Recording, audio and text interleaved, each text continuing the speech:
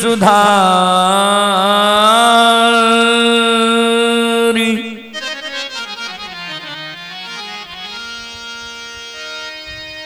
बरनौ रघुवर बिमल जसो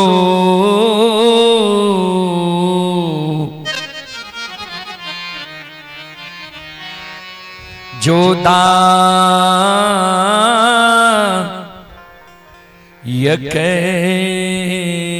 फल छा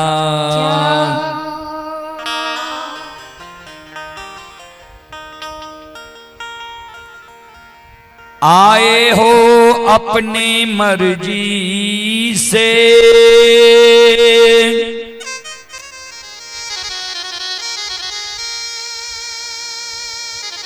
सुनने प्रभु के नाम सभी के चरणों में दास रुदल का कोटि कोटि प्रणाम। परम आदरणीय महानुभाव श्रोत सज्जन वृंद, भक्ति स्थल पर उपस्थित भक्तजन, संत जन, गुरुजन, तमाम ग्रामवासी, भारत भूमि की गौरव गरिमा बढ़ाने वाली देवी तुल्य माता एवं शक्ति स्वरूपा बहनों की चरण रूपी गंगा में दासों के दास, सेवकों का सेवक रुदल पंजियार का कोटि कोटि नमन है। बहुत अपार हर्ष की बात है बाबूजी, अरावरी जैसी महान गौ पवित्र भूमि हमारे डीलर साहब श्री खलठू बाबू के द्वारा यह धर्म गाथा भक्ति का आयोजन किया गया है, जिसमें आप सभी श्रोताओं मां बहनों की सेवा करने के लिए अभी उपस्थित हैं। मां भगवती धर्मगाथा भगैत मंडली गायक रुदल पंजियार, जो ग्राम पंचायत बेलवारा प्रखंड सिमरी बख्तियारपुर जिला सहरसा से चलकर आपके पावन पवित्र नगरी में आप सभी श्रोताओं मां बहनों की सेवा करने के लिए उपस्थित है। सज्जन वृंद, मैं कोई महान गायक नहीं हूं, कलाकार नहीं हूं कि मैं अपना कला से आप सबको आकर्षित कर सकूं। फिर भी मां भगवती बाबा धर्मराज की तुझ सेवक के रूप में गाकर नहीं तो गुनगुना कर जरूर सुनाऊंगा। उसमें जो भी त्रुटि गलती हो उस त्रुटि गलती के लिए हम क्षमा प्रार्थी हैं। आप लोग बच्चे समझकर क्षमा करने की कृपा करेंगे। गोस्वामी तुलसीदास जी महाराज रामचरितमानस में लिखे हैं,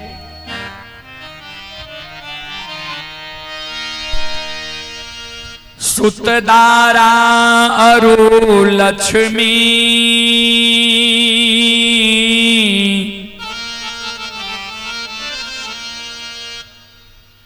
पापी के घर भी हो,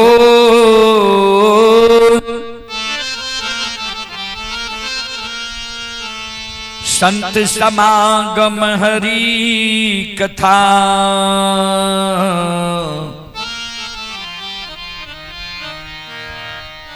तुलसी दुर्लभ दो। सूतधारा यानी बेटा, सुंदर पत्नी, संपत्ति, यह पापी के घर भी बाबूजी हो जाता है, हो सकता है। दो चीज गोस्वामी तुलसीदास जी महाराज रामचरितमानस में दुर्लभ लिखे हैं। क्या क्या? तो संतों से संग, संतों से मिलन, संतों के मुखार वृंद द्वारा भगवान की भक्ति भजन प्रवचन भागवत भगत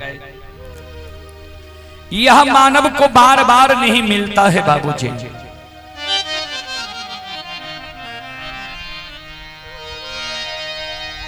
जब प्रभु का कृपा होता है तब ही भक्ति भजन भागवत भागवत सुनने के लिए मिलता है, करवाने का अवसर मिलता है, करने का अवसर मिलता है। फिर कवि लिखे हैं, जब तक रहेगी जिंदगी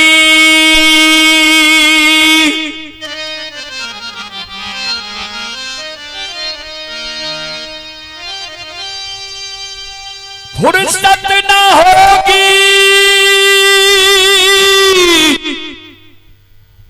वोल्टेज को न देखते, स्विच देखते हैं इधर।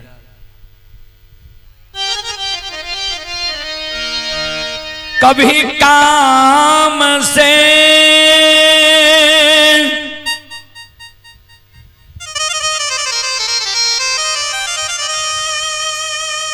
कुछ ऐसा समय निकाल लो,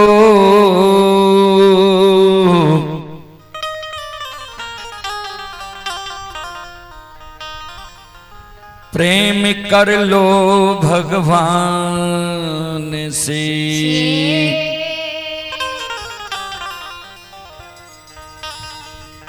बाबूजी, जब तक यह पंचभौतिक शरीर में जीवात्मा है, रमता राम है, तन में प्राण है, तब तक काम से फुर्सत होने वाला नहीं है बाबूजी।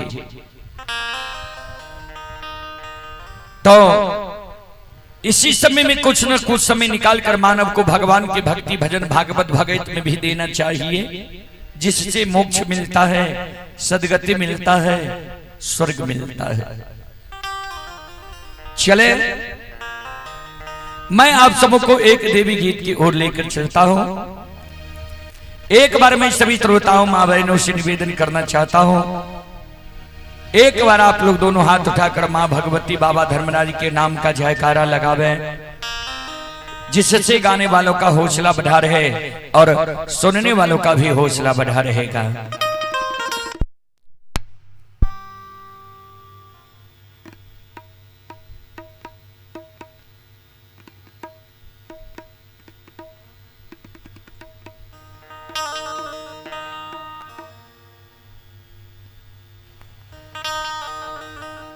चले जयकारा की ओर।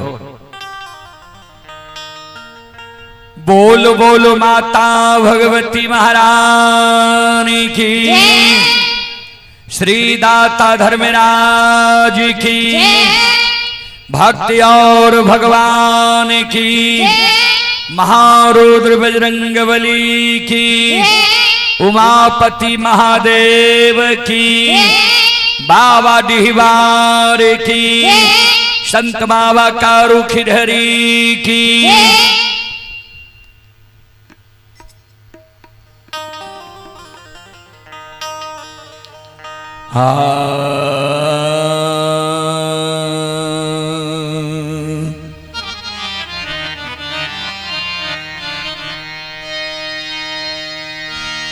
वही देवी गीत में आप सबके बीच रखने का प्रयास करता हूं, जो देवी गीत आप लोग बार बार कैसेट में सुनते होंगे। आशिनी निपैतमा तरहत खेले है,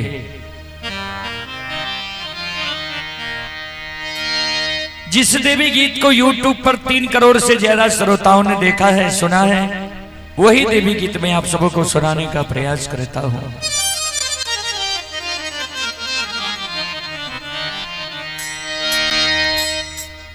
आसनी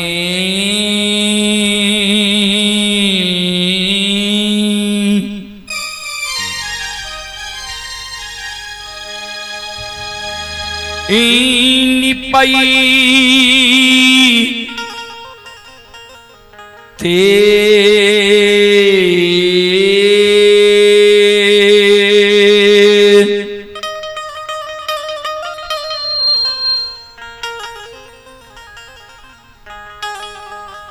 ये माँ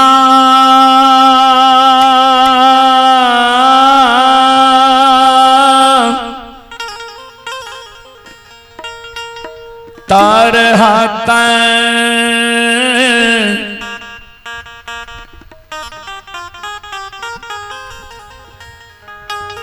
खियलै मैया ये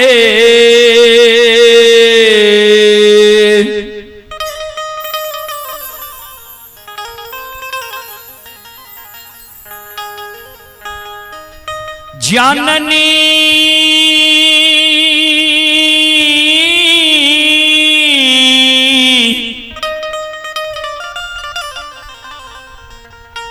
तरहता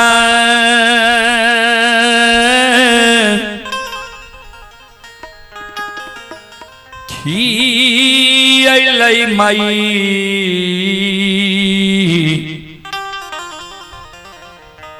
मैया आए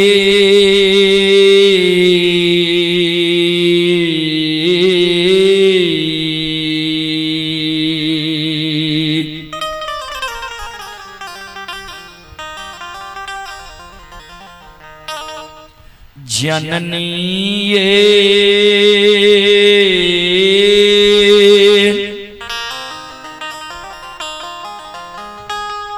धूपा धुआं न जलई थी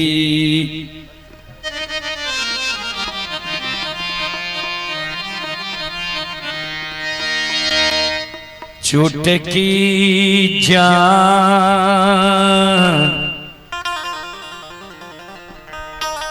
आललई से तैयार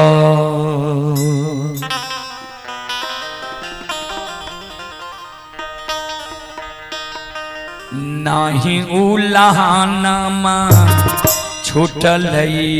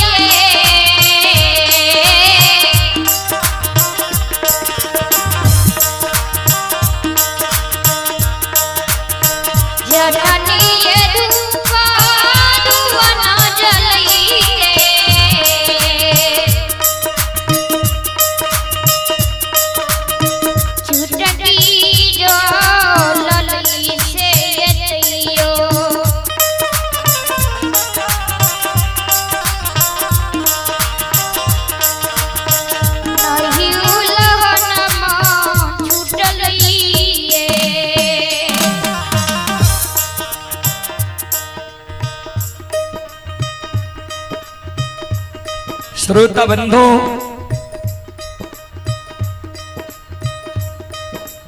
ध्यान में एक अबला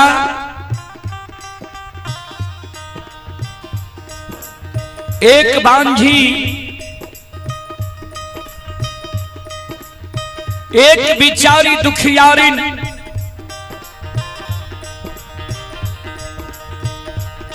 मां जगत जननी जगदम्बे भवानी आदि शक्ति भगवती के गहवर के ओसार प्रजा के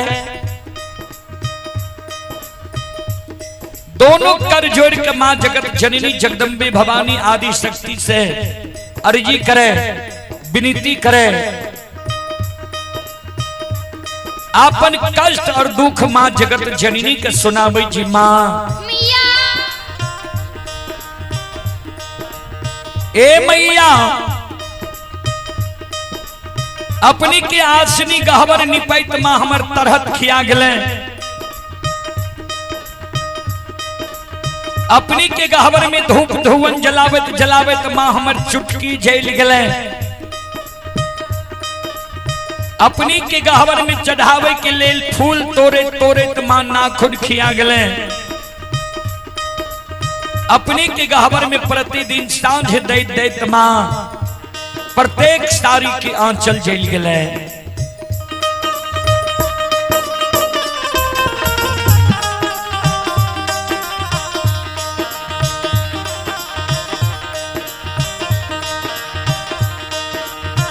आतयो नाही देलियई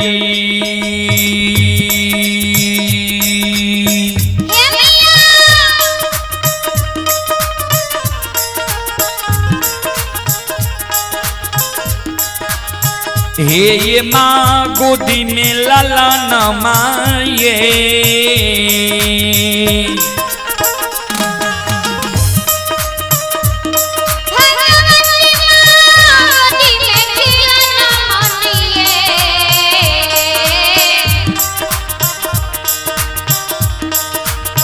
मैया ये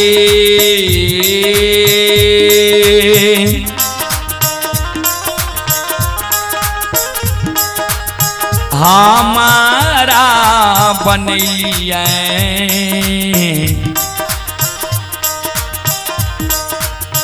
बांझी मरोछा नीसे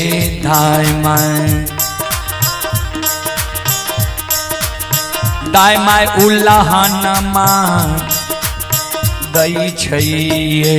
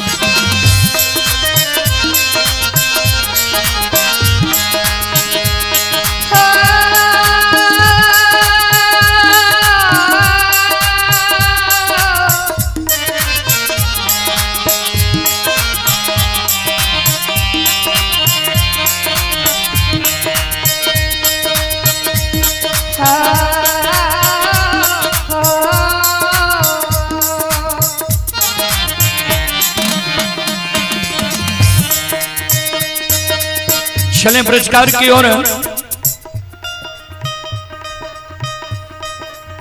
आप हैं दिलचंद प्रसाद सिंह हैं। दिलचंद प्रसाद सिंह की ओर से श्रद्धा के साथ भरी उदार दिल से शानदार 51 रुपए की पुरस्कार आए हैं।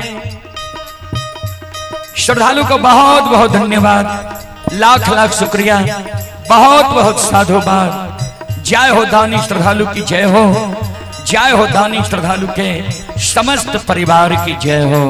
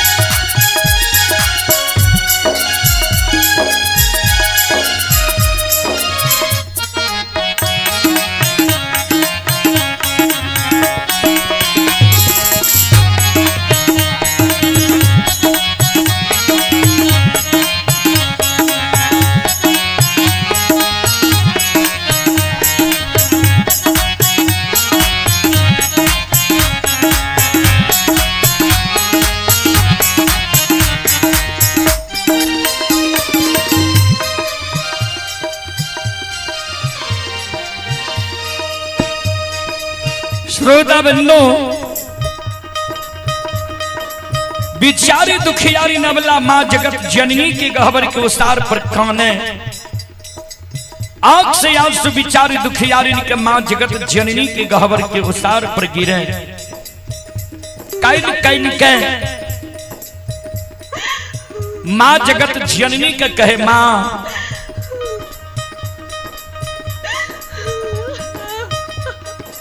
हमरा कोई सजे यहाँ एगो बेटा बेटी पुत्र पुत्री संतान नहीं दिली है वही कारण नगर समाज के साथ ननंद गोतनी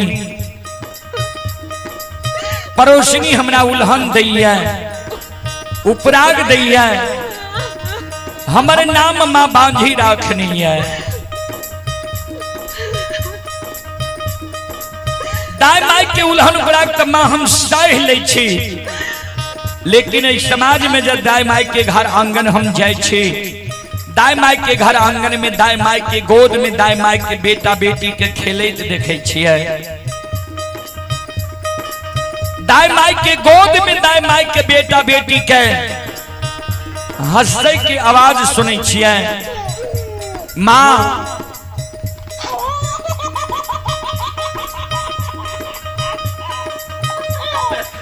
दाई माई के घर आंगन में दाई माई के बेटा बेटी के ठुमुक ठुमुक चलत देखे छिए दाई माई के गोद में दाई माई के बेटा बेटी के काने की आवाज सुने छिए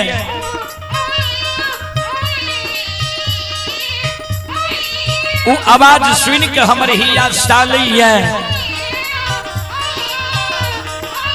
जे भगवान किया न अभी तक हमरा कोई से एगो बेटा बेटी पुत्र पुत्री संतान दिलक है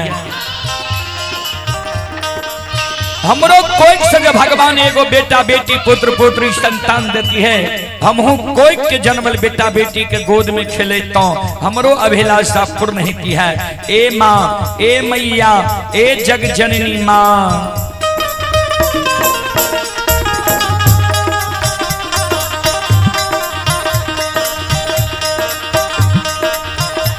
सबके अंगन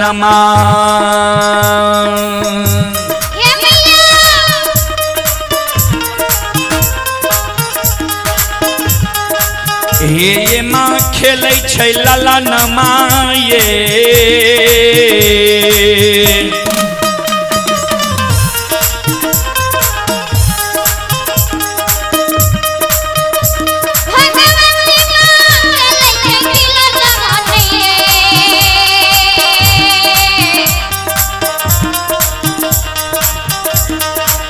मैया ये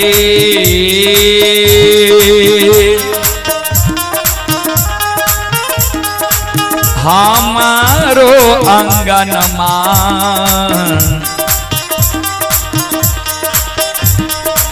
लागे छे उदान सासे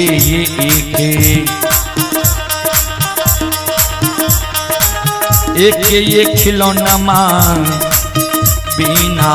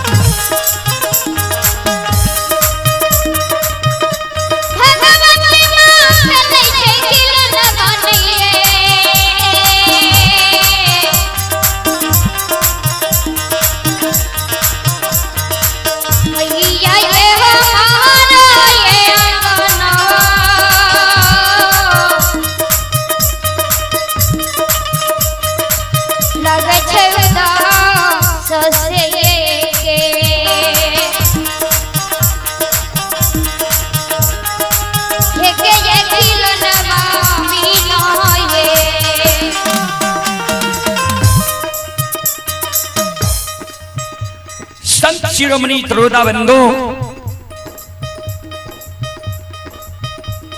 बिचारी दुखियारी नवला जे मां जगत जननी के गहवर के ओसार पर जार बेजार कौने रहे। आंख से आंसू जी बिचारी दुखियारी के मां के गहवर के ओसार पर गिरे रहे। श्रोता सज्जन वृंद मां बहन बाबू भैया सब बिचारी दुखियारी अबला मां जगत जननी के प्रत्यक्ष दर्शन दे छे।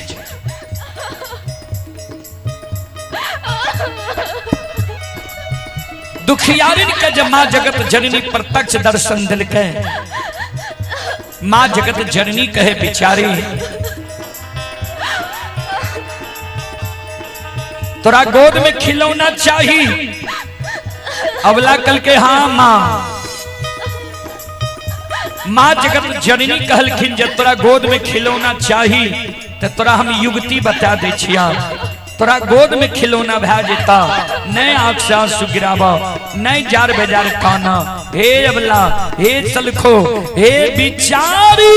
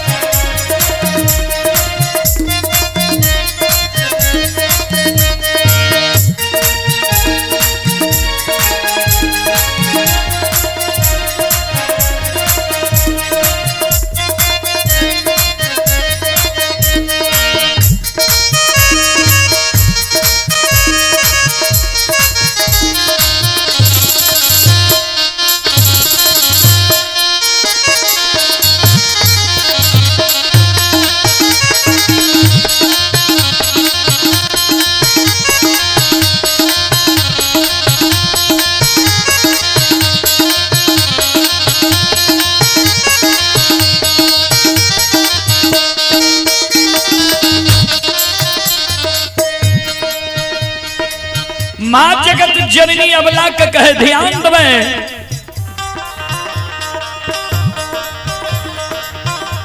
घर पाछू हरबा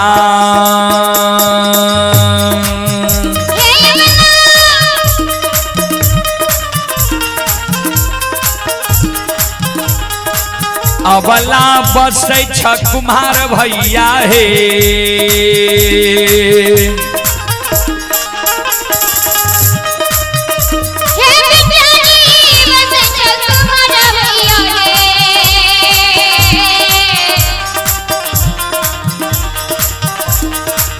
अबला हे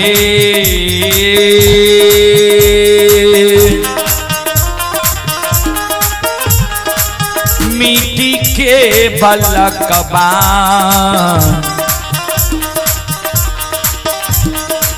लिहो बनबा इसे कोखिया दुख तोरा छुटिए जेता।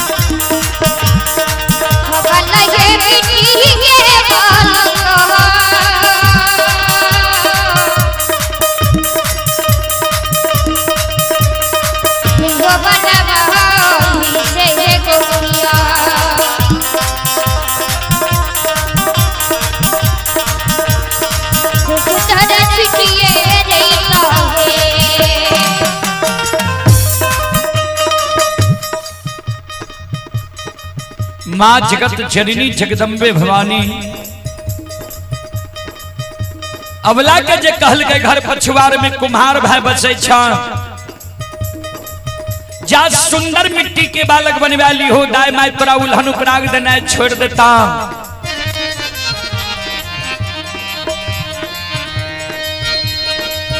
बिचारी दुखियारी ने अबला काने लगले माँ ए मैया मिट्टी के बालक ठेस लागत फूट जाए छे मिट्टी के बालक से दाय मैं हमरा उल्हन उपराग देना नहीं छोड़ते माँ मिट्टी के बालक माँ हमरा नहीं चाहिए।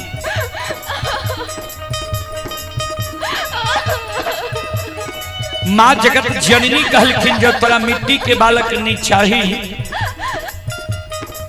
चल जाने तू कमार भाई के द्वार सुतिहार भाई के द्वार बढ़ई भाई के द्वार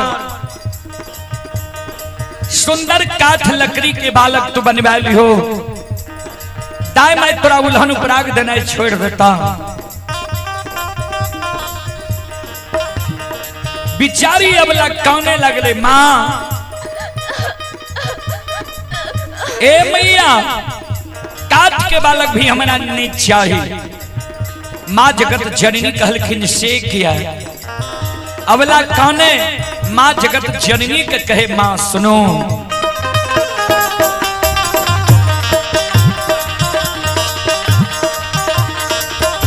काठ के बालक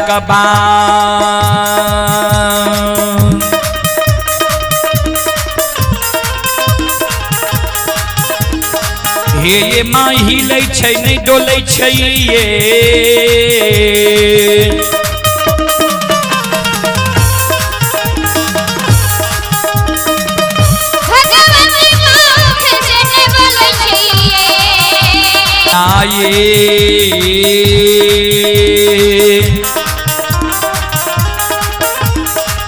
नहीं पिए बती सो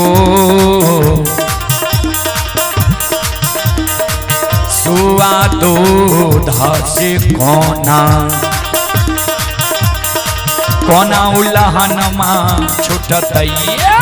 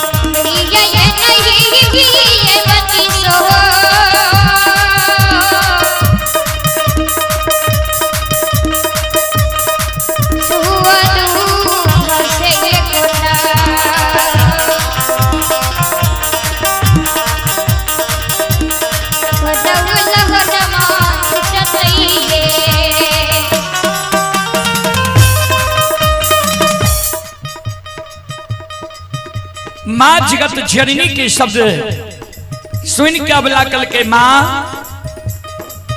काट के बालक ने हिले छे ने डोले छे ने 32 सुआ दूध पिए छे। काट के बालक माँ हमरा नहीं चाहिए। माँ जगत जननी कहल के ते चल जाने सोनार भाई के द्वार। सुंदर सोना के बालक बनवा लियो दाय मैं तोरा उल्हन पराग देना छोड़ देता। बिचारी दुखियारी अबला काने लगले माँ ए मैया सोना मूल्यवान धातु है। सोना के बालक चोर चोरा लेते हमरा भोग नहीं थे। सोना के बालक सभी हमरा दाय मैं उल्हन पराग देना नहीं छोड़ता है। ए मैया एगो बेटा बेटी पुत्र पुत्री संतान के कारण दाय मैं हमारा नाम बझनिया रखनी है। दाय मैं हमारा बझनिया कही माँ।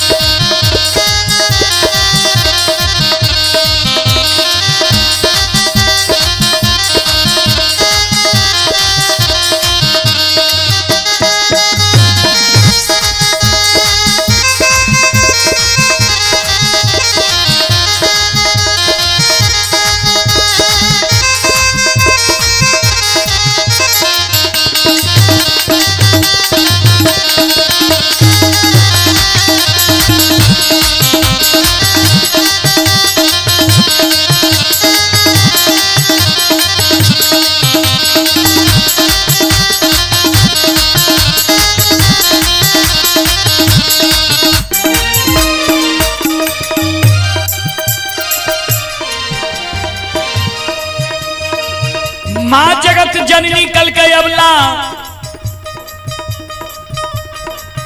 नहीं तोरा मिट्टी के बालक चाहिए नहीं काट के बालक चाहिए नहीं सोना के बालक चाहिए। तो तू काने किया छो भगवान पर सुरता लगावा।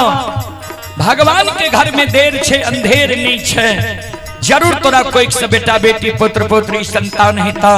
हे अबला हे सलखो हे बिचारी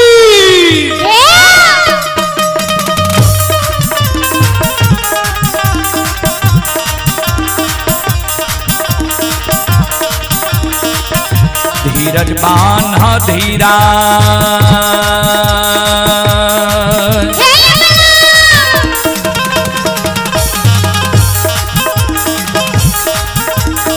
अवला दिल में धीरज बांधा है।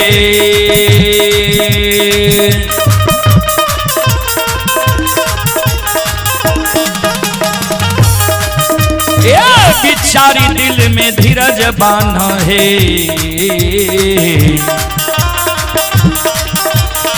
अवला है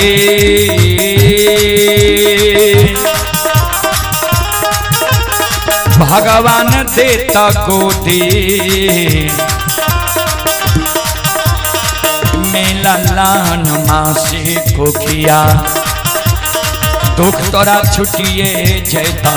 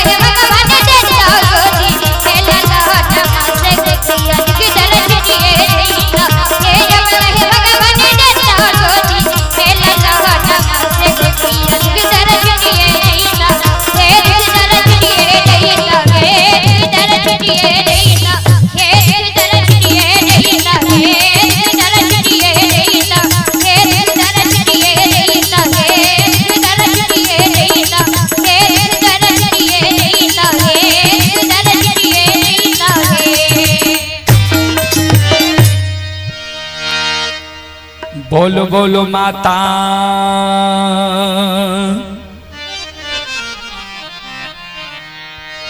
भगवती महारानी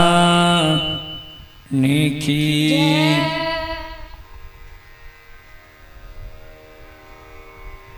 चले पुरस्कार की ओर। आप हैं आजाद यादव। श्रद्धालु की ओर से श्रद्धा की साथ बड़ी उदार दिल से शानदार 51 रुपए की पुरस्कार आए हैं।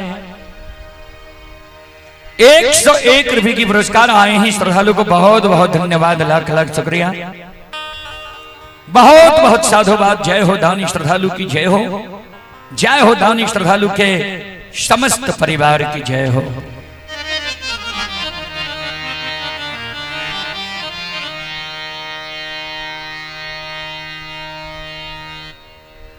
चलो प्रसंग की ओर।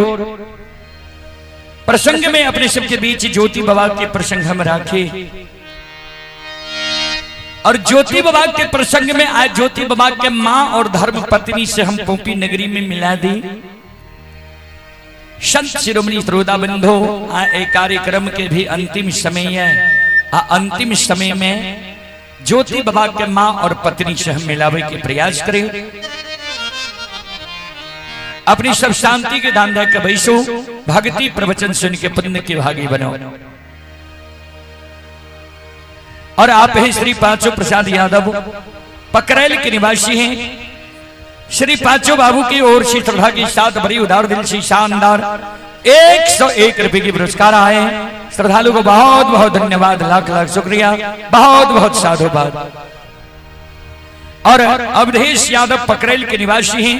अवधेश बाबू की ओर से भी 101 रुपए की पुरस्कार आए। श्रद्धालु को बहुत बहुत धन्यवाद, लाख लाख शुक्रिया, बहुत बहुत साधुवाद।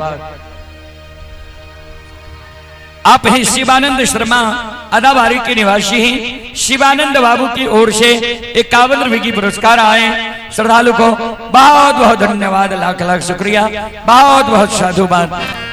भगवान सभी श्रद्धालु के मनोकामना को पूर्ण करे। मां सरस्वती परिवार में बाल बच्चे को सद्बुद्धि सद्ज्ञान दे। बाबा भोले भंडारी भंडार को भरे रखे। जय हो दानी श्रद्धालु की जय हो, जय हो दानी श्रद्धालु के समस्त परिवार की जय हो। चलो प्रसंग की ओर।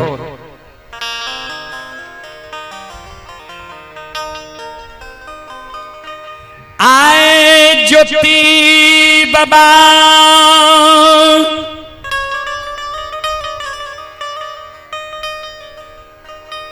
के दली जंगल से अनरी तरी तकने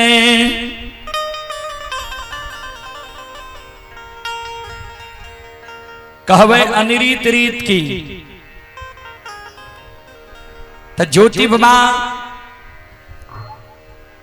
केदली जंगल में चादर में आग बांध लिखे।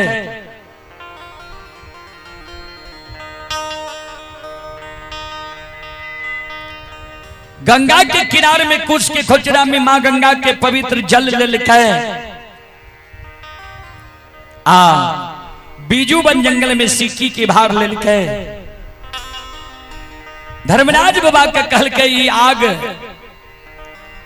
पोपीपुर तक चादर में धधकल जाए के चाहिए। जाल कुश के खुचरा में गुरगुराइत जाए के चाहिए। सिक्की के भार टूटे के नहीं चाहिए।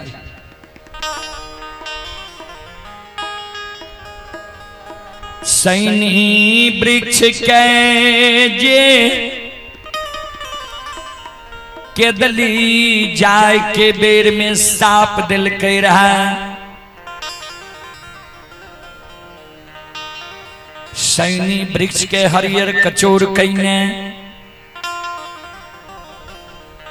बाबूजी राजा चंद्रबली धर्मात्मा के 5 गो बेटा 6 वर्ष 2.5 महीना समरल रहे। राजा चंद्रबली के 5 बेटा के जिलेने धन संपत्ति के लौटने। बहिन जयमैत के फरियाद लेने ज्योति बाबा ध्यान से सुनबे। आमाइयो के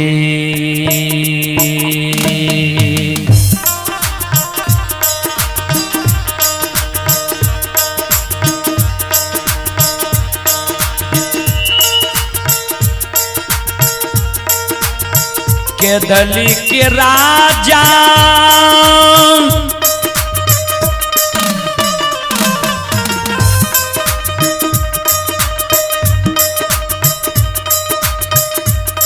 आहो माईयो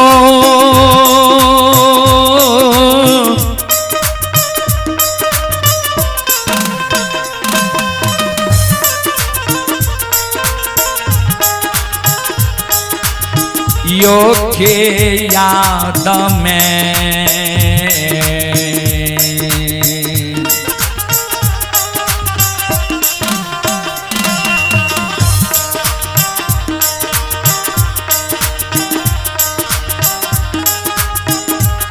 आप पहुँच लगी हो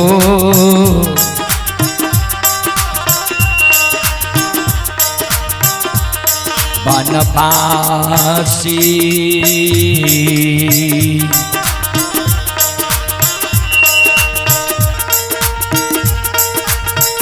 बाबा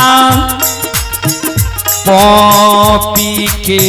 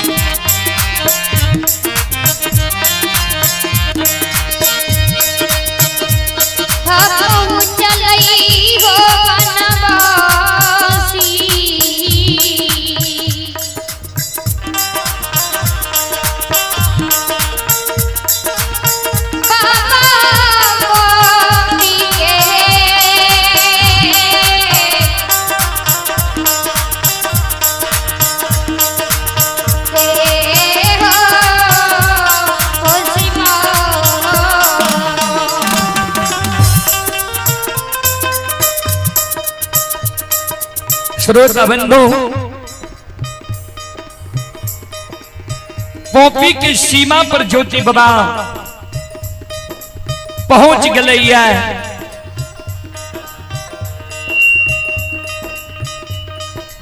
पोपी की सीमा पर ज्योति बाबा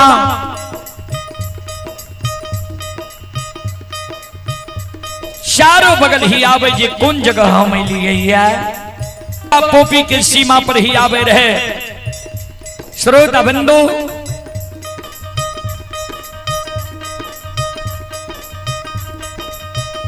ज्योति बाबा के पूर्व समय के याद आवे छे, रास्ता के पता चल जाए छे, पूर्व समय के याद ज्योति बाबा के आवे छे। कहवे कौन पूर्व समय के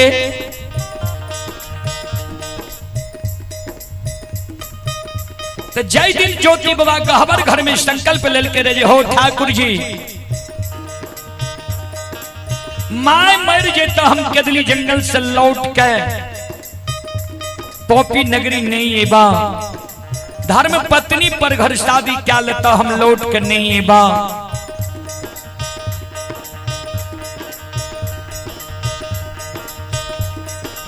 धर्म के गहवर टूट जेता अशोक वृक्ष सूख जेता हम लौट के नहीं है बा। आई बात के याद ज्योति बाबा के चल अइए जे कौन ठीक छे माय जे हमर मर गेल है ई गोसाई जे हमरा ठैक के ला जाय है पोपी के सीमा पर ज्योति बाबा और के पसार देलकै है। चले पुरस्कार की ओर। आप ही त्रिभुवन एंड अमलेश यादव, ग्राम मौजा, थाना किशनपुर, जिला सुपौल के निवासी हैं। श्रद्धालु की ओर से ऑनलाइन फोन पे के द्वारा शानदार 21 रुपए की पुरस्कार आए। श्रद्धालु को बहुत बहुत धन्यवाद, लाख लाख शुक्रिया, बहुत बहुत साधुवाद। जय हो दानी श्रद्धालु की जय हो, जय हो दानी श्रद्धालु के समस्त परिवार की जय हो।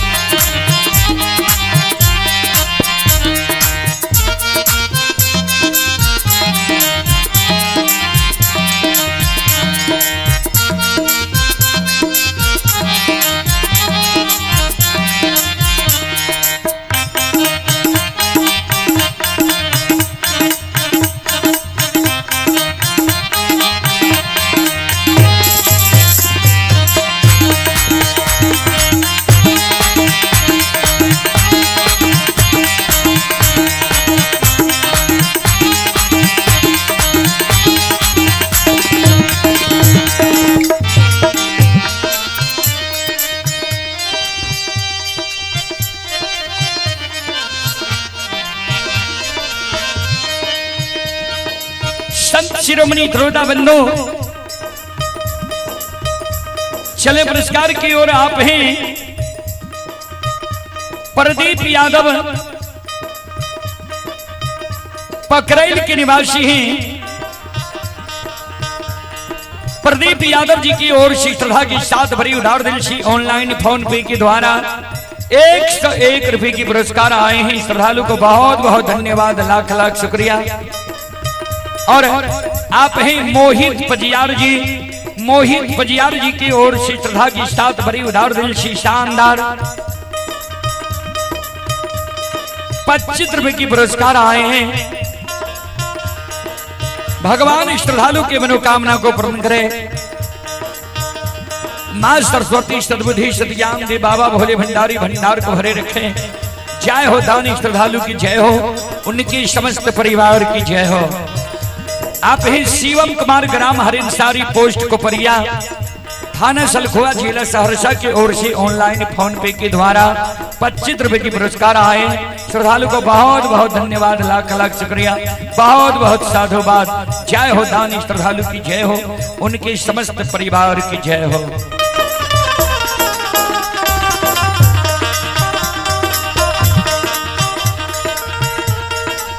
ज्योति बाबा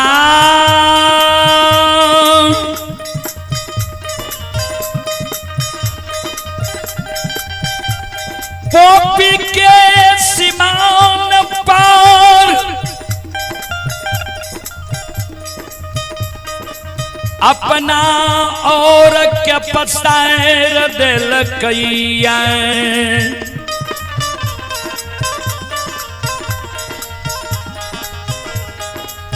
रुइस पोपी के सीमान से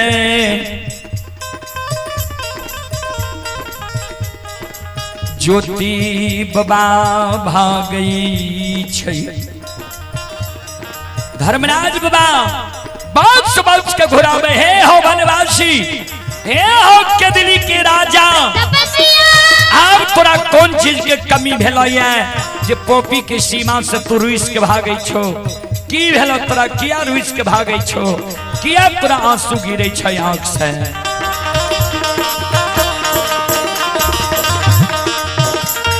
आओ ये नाइना सलोरा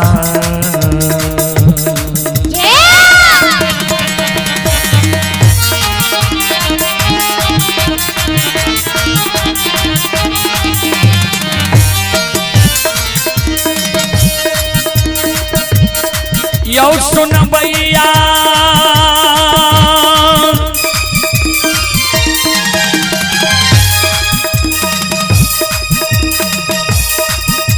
आए नहीं ना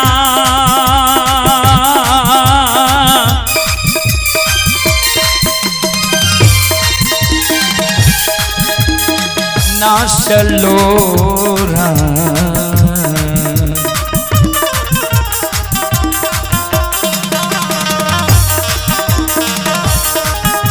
हे हो गिरै छै बनवासी के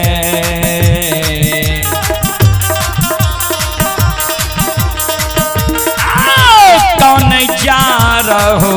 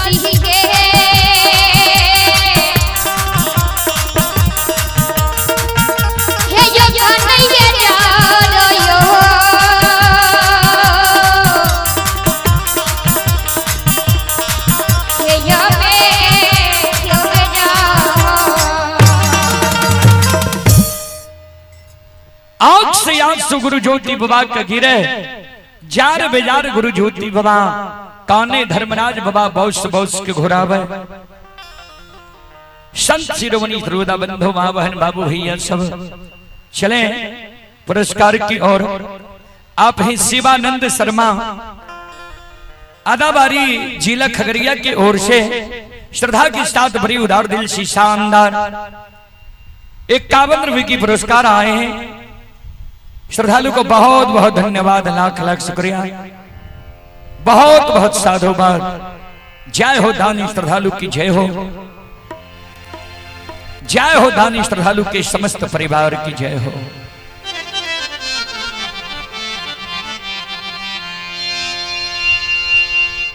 श्रोता सज्जन वरे मावहन बाबू भैया सब ध्यान से सुनवाए।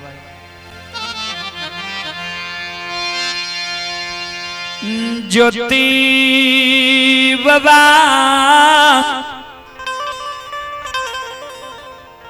कानई छै धर्मराज बाबा के कही ठाकुर जी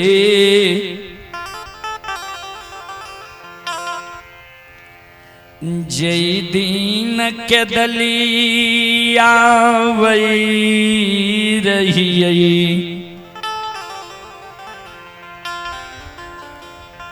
वही समय में माँ हमार 80 बरस की उम्र में रहे। हमारा माँ का नैन से नहीं सूझे रहे, श्रवण कान हमारा माँ के नहीं सुने रहे। माँ हमार पैरू के थोर रहे, एक दो डेग हमारा माँ थेगनी से चले रहे। एक तो हमारा माँ के बुढ़ारी अवस्था, दूसर हमारा माँ के एक कोरिया एक लौता बेटा की चिंता।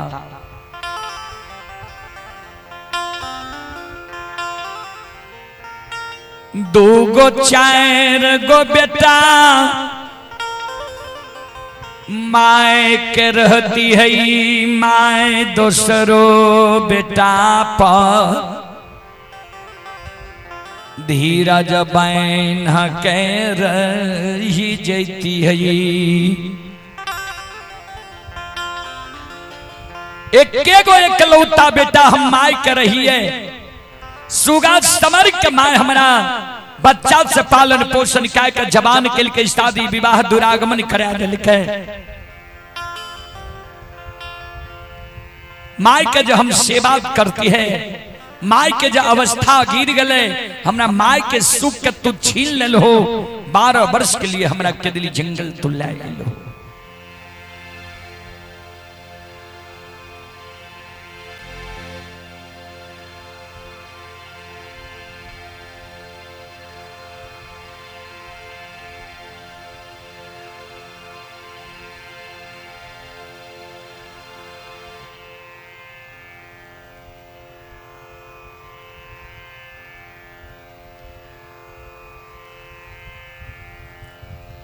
श्रोत सज्जन वृंद,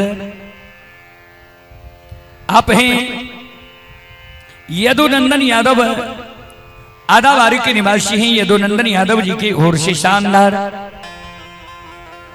51 रुपये की पुरस्कार आए हैं। और शिवानंद शर्मा आदाबारी की ओर से हमारे बाल कलाकार के लिए 25 रुपये की पुरस्कार आए हैं। श्रद्धालु को बहुत बहुत धन्यवाद, लाख लाख शुक्रिया, बहुत बहुत साधुवाद। जय हो दानी श्रद्धालु की जय हो, जय हो दानी श्रद्धालु के समस्त परिवार की जय हो। ज्योति बाबा पोपी के सीमा पर कान्हे ठाकुर जी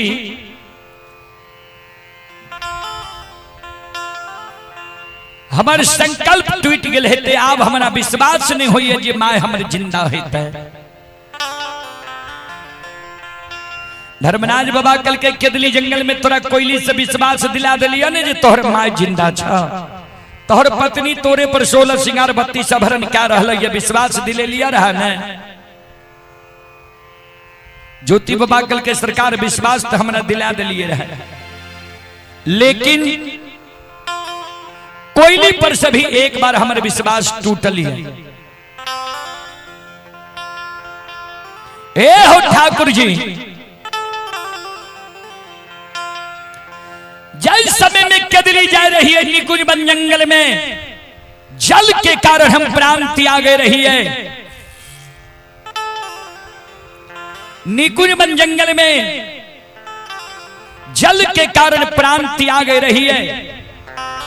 कोयली का वही समय में हम जल के उद्देश्य भेज लिए रहा। कोयली कहल के कहीं जल जंगल में नहीं छा, कोयली लौट के चले ले रहा है। जल के उद्देश्य कोयली ने बतल के, जबकि वो जंगल में राजा चंद्रबली की गाय के गवार गाय चरावे रहे।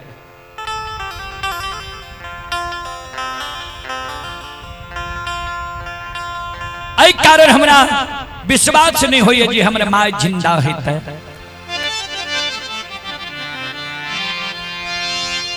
धर्मराज बाबा कल के तो तोरा विश्वास कोना है तो से बोलो। ज्योति बाबा कल के जाने देखी नैन ताने हुए चैन, जा तक वह बूढ़ी मां के भर ने नहीं देखबाओ, धर्म पत्नी के भर ने नहीं देखबाओ, ता हमरा दिल में विश्वास नहीं है। तो ठाकुर जी धर्मराज बाबा कल के कोना देखब तू माय के, कोना देखब पत्नी के। कल के हमरा ए रूप के छोड़ा दियो, संत महात्मा गोपी चंद के रूप धरा दियो, हाथ में सरंगी महुली मुराठा दा दियो।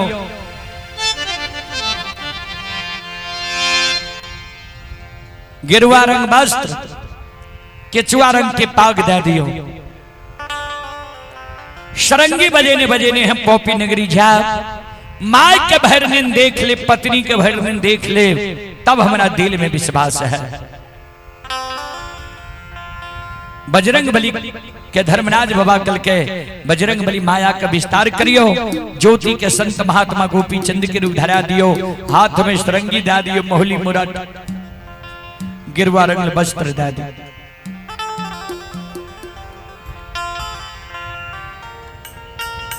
ज्योति बाबा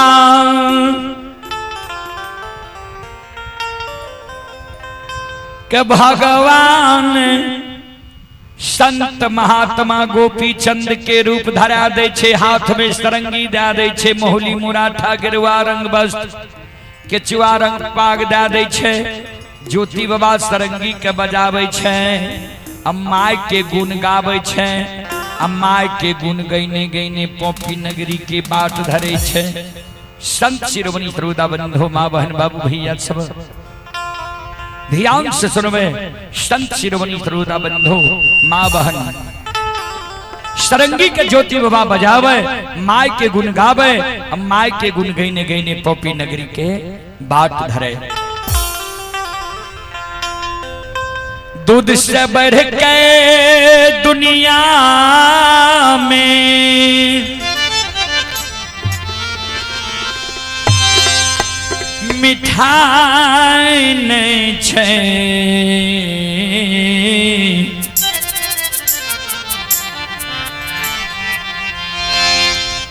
दूध से बढ़ के दुनिया में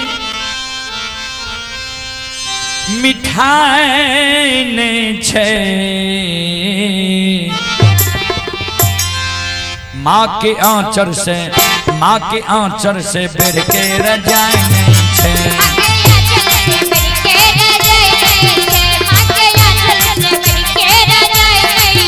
दूध से बढ़ के दुनिया में मिठाई नहीं छे, दूध से बढ़ के दुनिया में मिठाई नहीं छे। माँ के आंचल से, माँ के आंचल से बढ़ के राजाई नहीं छे।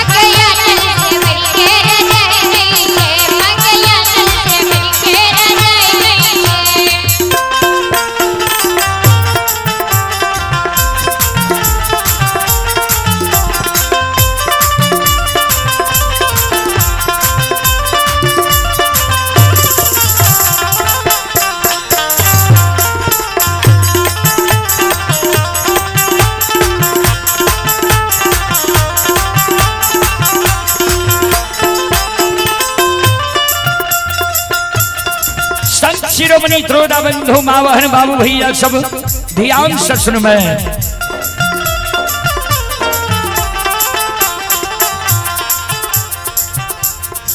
दूध से बढ़ के दुनिया में मिठाई नहीं छे से कोना। कोनो भी मूल्यवान मिष्ठान बनले है बाबूजी, दूध से मिल के बनले है, तब ओकर महत्व ज्यादा भेले, कीमत ज्यादा भेले। माय के आंचल से बढ़ के रजाई नहीं छे से कोना। ध्यान देवे, माघ महीना बच्चा जब काने लागे छे, संत शिरोमणि श्रोता बंधु माँ बहन बाबू भैया सब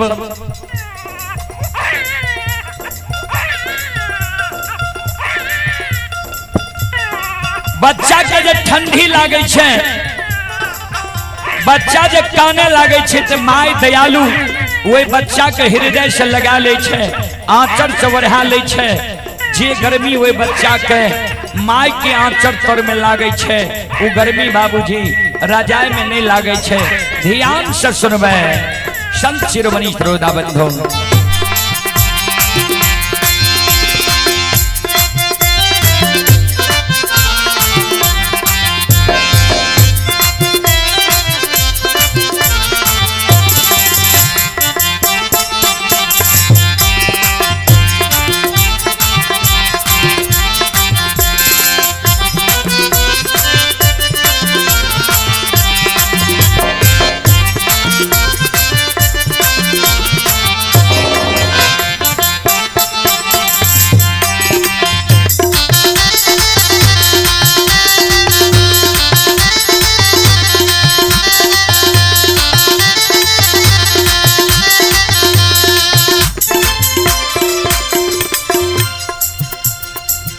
चले पुरस्कार की ओर। आप हैं सदानंद शर्मा, सदानंद शर्मा आदाबारी के निवासी हैं। सदानंद शर्मा जी की ओर से श्रद्धा के साथ बड़ी उदार दिल से शानदार 51 रुपए की पुरस्कार आए हैं। उनकी दोनों पोती की तरफ से 51 रुपए की पुरस्कार आए हैं। सदानंद बाबू की दोनों पोती की तरफ से 51 रुपए की पुरस्कार आए हैं। और आप हैं आजाद यादव। आजाद यादव जी की ओर से पुनः 51 रुपए की पुरस्कार आए हैं। सभी श्रद्धालु को बहुत बहुत धन्यवाद, लाख लाख शुक्रिया, बहुत बहुत साधुवाद। जय हो दानी श्रद्धालु की जय हो, जय हो दानी श्रद्धालु के समस्त परिवार की जय हो।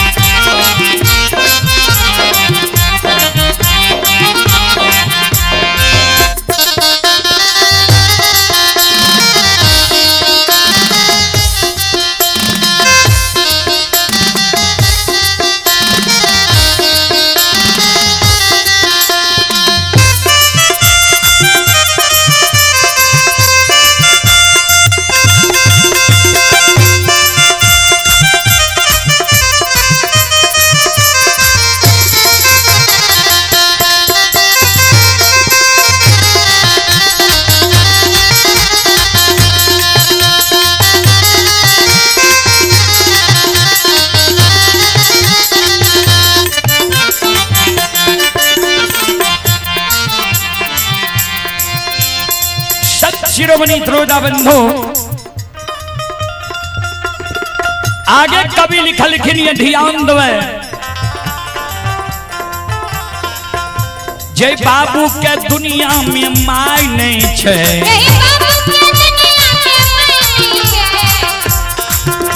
जय भैया के दुनिया में माय नहीं छे।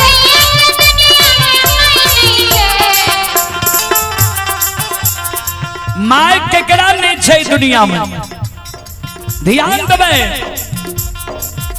जे बाबू भैया माँ बहन के जन्म भेले, जन्म के 6 महीना के अंदर माय मर गए।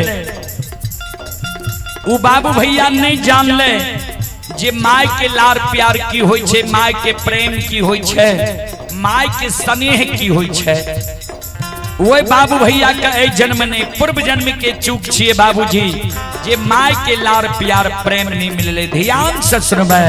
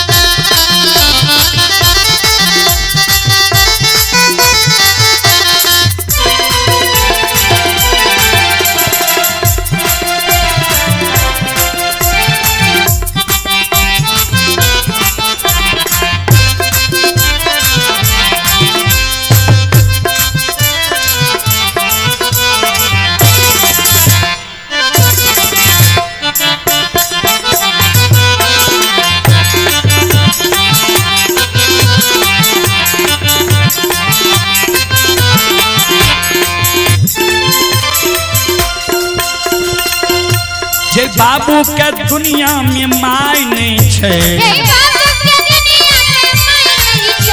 जे भैया के दुनिया में माय नहीं छे। ओकर पूर्व जन्म में, ओकर पूर्व जन्म में कोनो कमाई नहीं छे।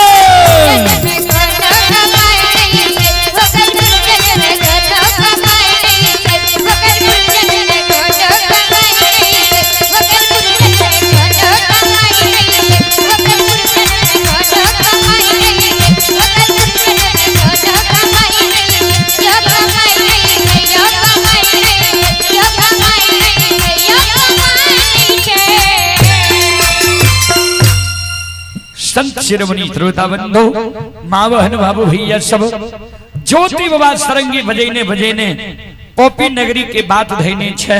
अब चलो पोपी नगरी में की सब भै रही है, ध्यान से सुनो। संत शिरोमणि श्रोता बंधो,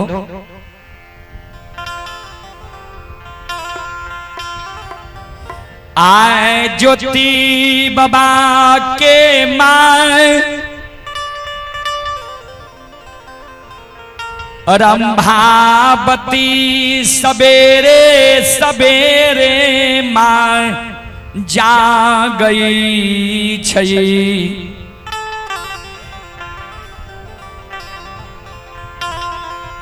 बाबूजी सवेरे सवेरे ज्योति बाबा के माँ जा गई छे। ज्योति बाबा के माँ हाथ के थेगनी लेने द्वार पर आवे छे।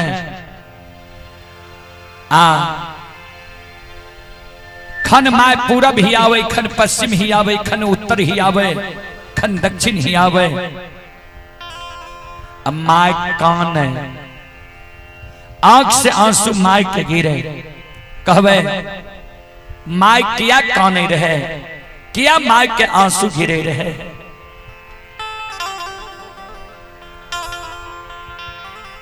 जय दीन ज्योति बाबा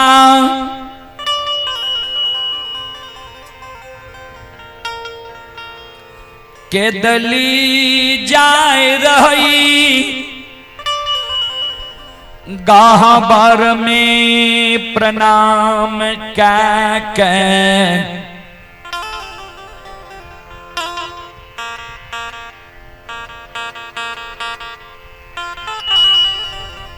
ज्योति बाबा बाहर निकल ले। माँ ज्योति बाबा के आंगन में घेर लेल के केदली जाए के दिन।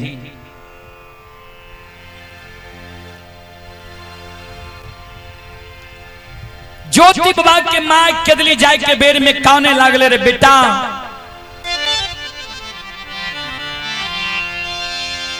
हे हो किया एहन अन्याय करे छो।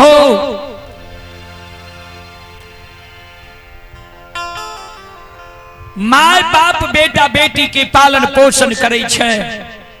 जी अवस्था जो हमर गिर जात तो बेटा बेटी हमर सहारा बनत।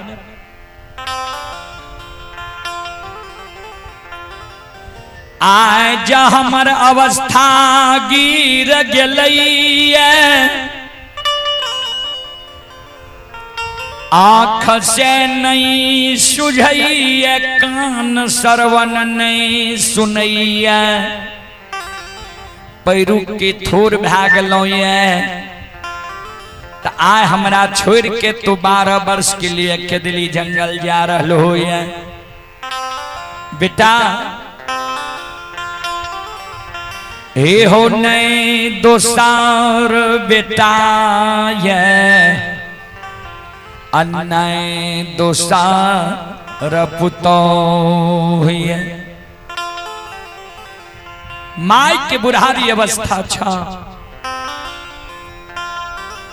आके कारा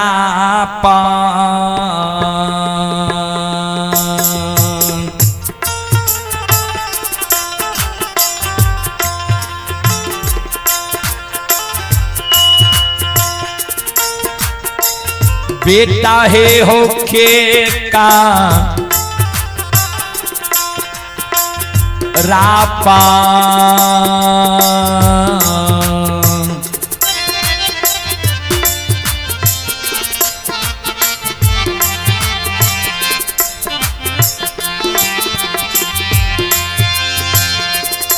आहो मैयो के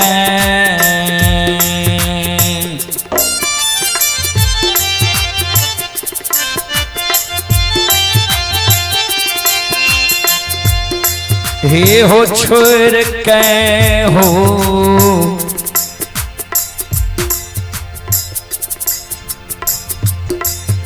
सुगानमा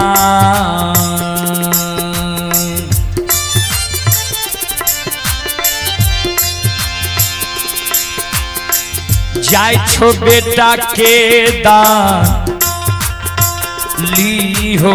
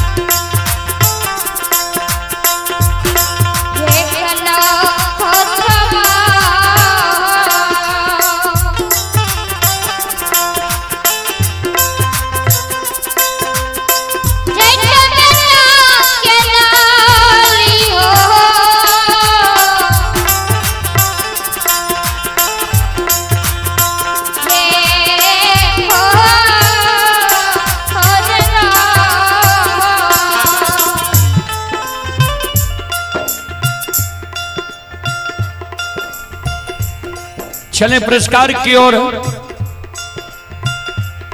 आप हैं अनुराग कुमार, छोटा बच्चा अनुराग कुमार की ओर से 51 रुपए की पुरस्कार आए हैं। रौनक कुमार के पूजनीय माता जी, रौनक बाबू के पूजनीय माता जी की ओर से 101 रुपए की पुरस्कार आए हैं। भगवान श्रद्धालु के मनोकामना को पूर्ण करे। मां सरस्वती सद्बुद्धि सद्ज्ञान दे, बाबा भोले भंडारी भंडार को भरे रखे। जय हो दानी श्रद्धालु की जय हो, जय हो दानी श्रद्धालु के समस्त परिवार की जय हो।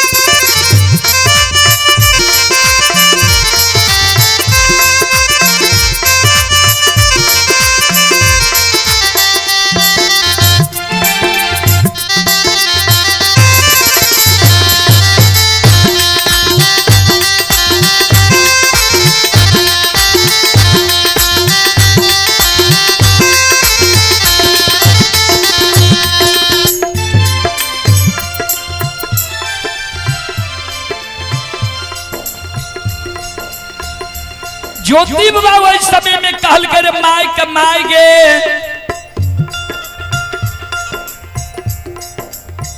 एक माय नए आंख सुगिरा नए 4 बाजार कान माय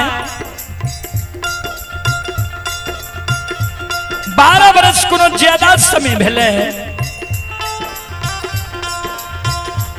भगवान के कृपा है तो मैं जरूर तोरा चरण में हम लौट के चले। वो काने आंसू गिरा धीरज बांध ले, खुशी मन से मां हमरा तो आशीर्वाद दे।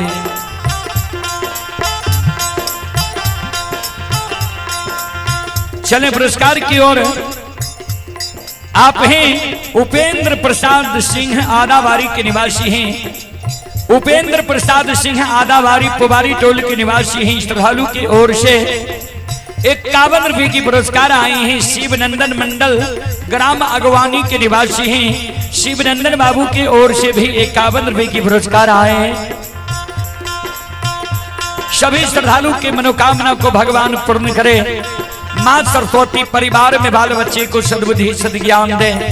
बाबा भोले भंडारी भंडार को भरे रखे। जय हो दानी श्रद्धालु की जय हो, जय हो दानी श्रद्धालु के समस्त परिवार की जय हो।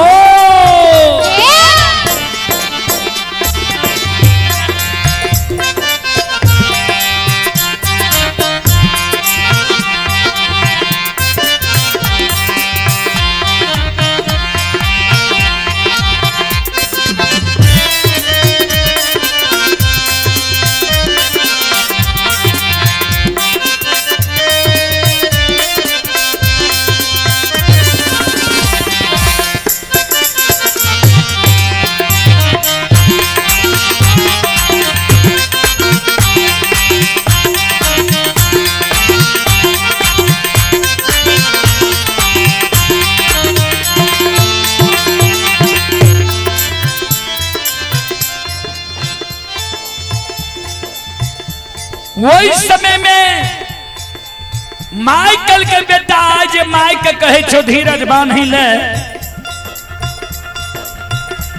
आय माय तोहर धीरज बांधी छा, धीरज बांध के माय तोरा आशीर्वाद दे छा। जा नहीं तू आग में जलबहो नहीं पानी में डूबहो, नहीं तो बाल बेटा तोहर नहीं टूटता। लेकिन माय के 2 गो बचन तू साथ लेने जा। केदली जाए के बेर में ज्योति बाबा के माय कहल के रहे। पहला बचन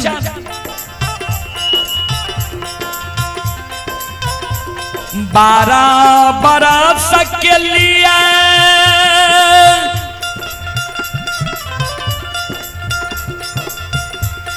के दली जाए छो बेटा हो।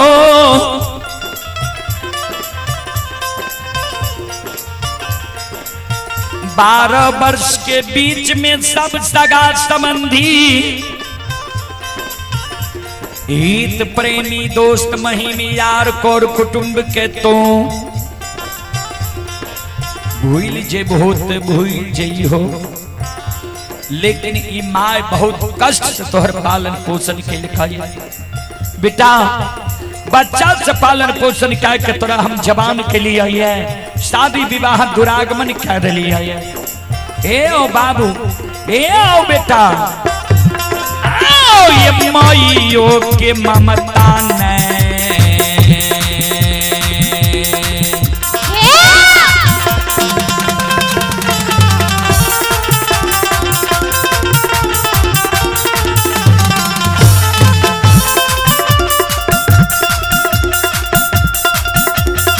हो ये कलो तबाह हो माइयों।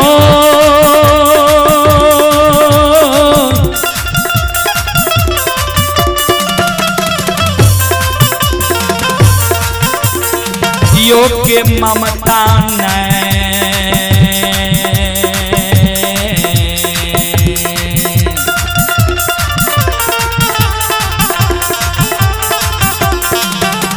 हो भूली हो ये कलोता बा।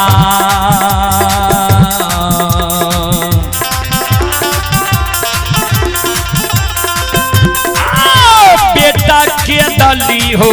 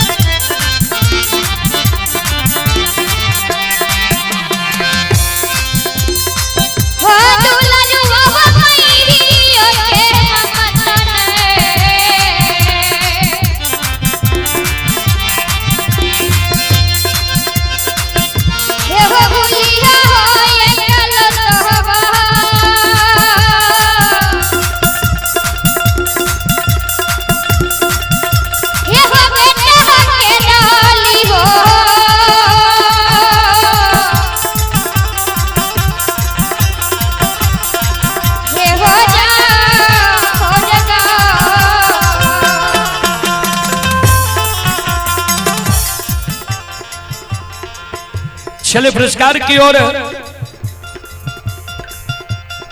आप हैं सदानंद शर्मा के सुपुत्र नवीन कुमार।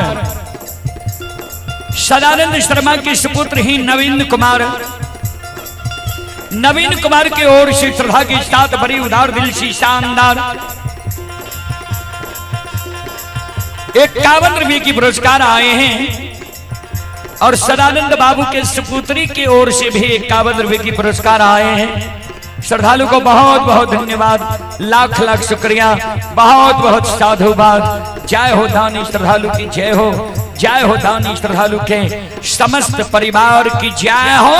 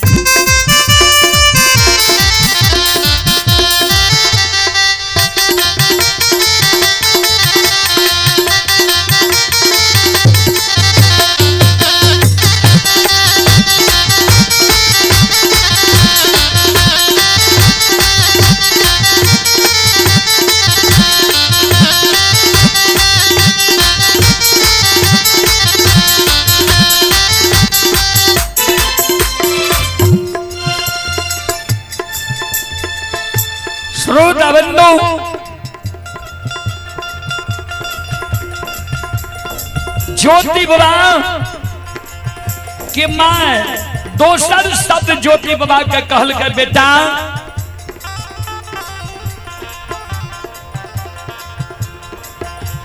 आ 12 वर्ष के समय तू माय के दिल है 12 वर्ष के समय दाके तू केदली जाय छो आय से तोरा दिन के हम अंगुली पर जोड़बा आज से बेटा हम तोरा दिन के अंगुली पर जोड़बा जय दिन 12 वर्ष पुरता ओई दिन तक बेटा हम धीरज बन के रह जेबा 12 वर्ष से जे एको दिन तोरा ज्यादा भै जेता एको दिन केदली से आवे में तू देर क्या दबो ए बाबू ए बेटा एको दिन जे आवे में तू देर क्या दबो तो ई माय के जिंदा मुंह तोरा नहीं मिलता तोरे सोग में माय तोहर अन्न जल पोपी नगरी में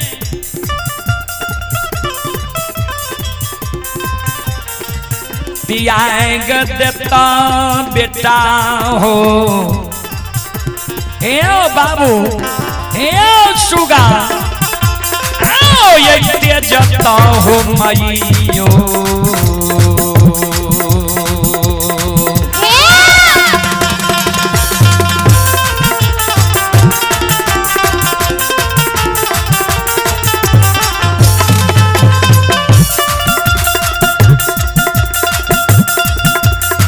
हो ये कलौता बात तेजता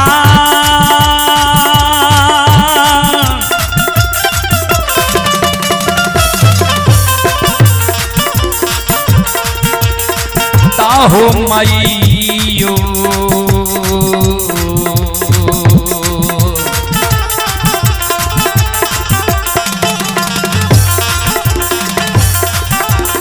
परान हो सुगाना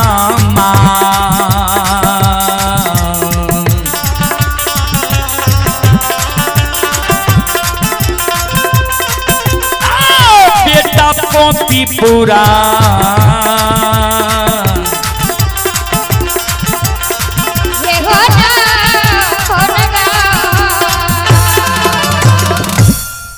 बेटा एको दुनिया तो केदली से आवे में देर क्या दबा विलंब क्या दबा तोरा माय के जिंदा मोह नहीं मिलता अन्न जल बेटा हम त्याग दबा तोरे सोग में पोपी नगरी में प्राण छोड़ दबा श्रोता बंधु माय के जिज्ञासन होई छई चलें पुरस्कार की ओर आप हैं फुंटूस कुमार आदाबारी के निवासी हैं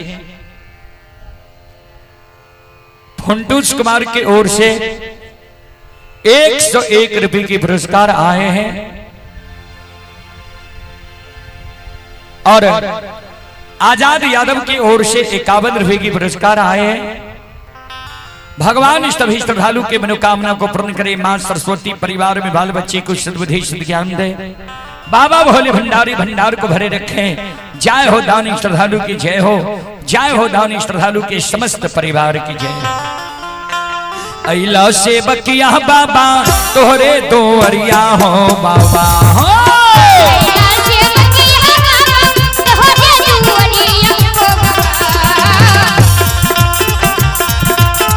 अइला सेवकिया बाबा तोहरे दोरिया हो बाबा हो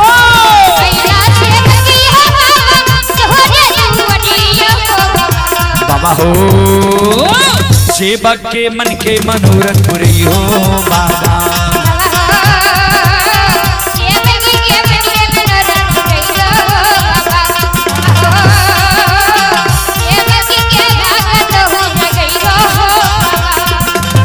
तोहरे दोहरिया में अइला पुजरिया हो तोहरे दुआरिया में अइला पुजरिया हो एक बेरा फेरी दियो सेवक पर नजरिया हो एक बेरा फेरी दिया सेवक पर नजरिया हो फेरो सहता सेवक तोहरे दोरिया हो बाबा हो तेरा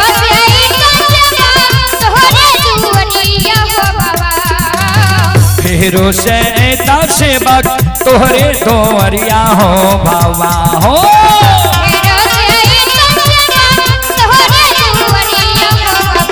बाबा हो सेवक के बिगड़ी काम बने हो बाबा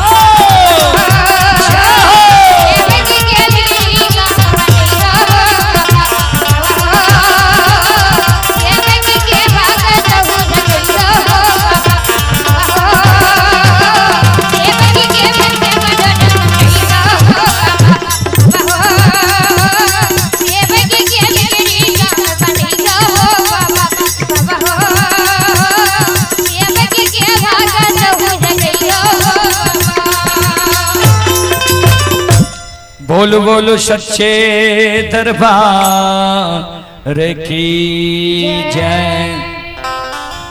ध्यान में चले पुरस्कार की ओर श्रोत सज्जन वृंद मां बहन बाबू भैया सब आप हैं आशीष और युवराज कुमार आशीष और युवराज की ओर से श्रद्धा के साथ बड़े उदार दिल से शानदार 101 रुपए की पुरस्कार आए हैं। श्रद्धालु को बहुत बहुत धन्यवाद लाख लाख शुक्रिया।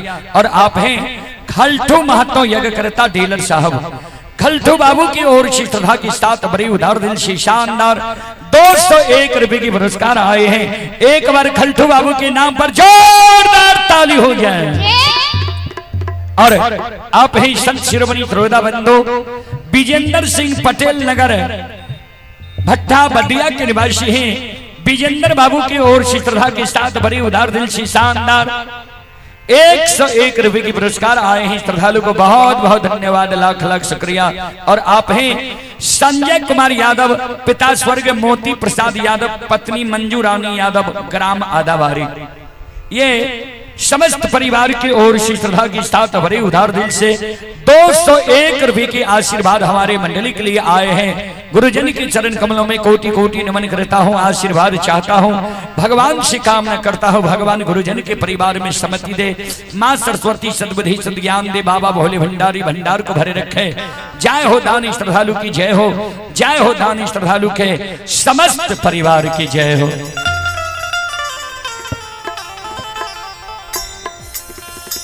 बाबूजी पुत्र कुपुत्र हो जाई लेकिन माई न होई कुमाई।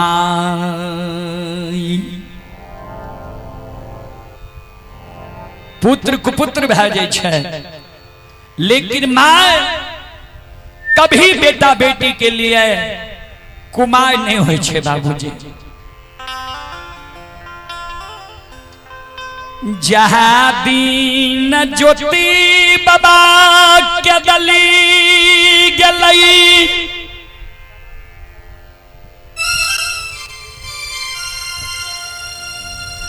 वह दीन से ज्योति बाबा के मां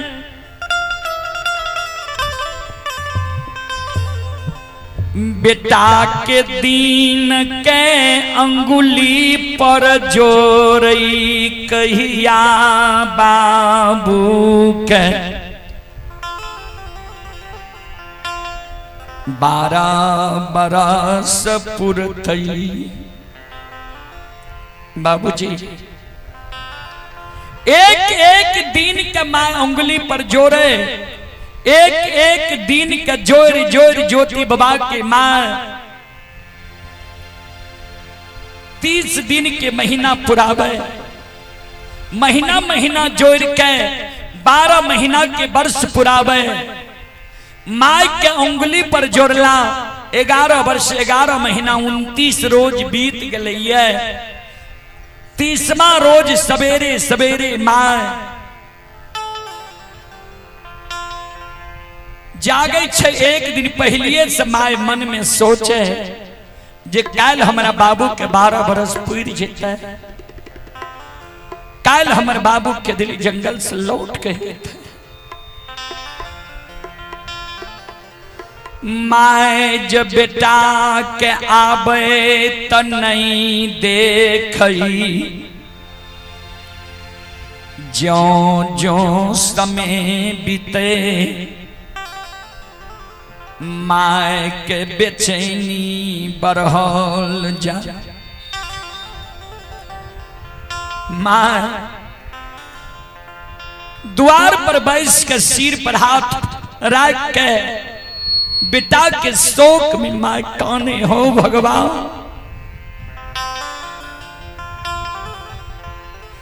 आए हमारा बाबू के 12 बरस पुरई छै, अभी तक बेटा हमार नहीं अइलै। भगवान कि हमारा बेटा के तू बिना अन्न बिना जल के दली लागल हो, अन्न जल के कारण बेटा हमार के दली में प्राण त्याग दिल कई।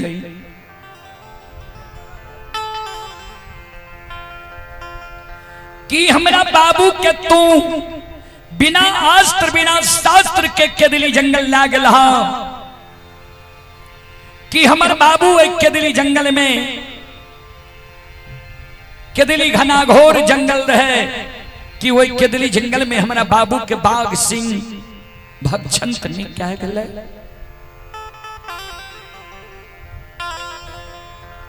कि ताप करे के कारण बेटा हमारे केदली जंगल गले रहे, ताप करे तो हमारे बेटा वही केदली जंगल में ऊंच दिवरा के भीड़ तो नहीं बन गले।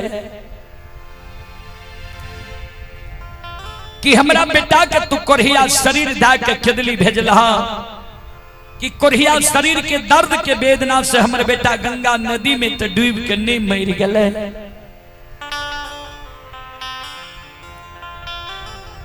कि जय दिन बाबू के दली जाय रही, बाबू के कहलिए रहा बेटा हो, सबके ममता मोह भूल जेबू त भूल जई हो, लेकिन ए बूढ़ी माई की ममता मोह याद के नहीं भूली हो धर्मराज बाबा। कि बेटा हमारे वही केदली जंगल में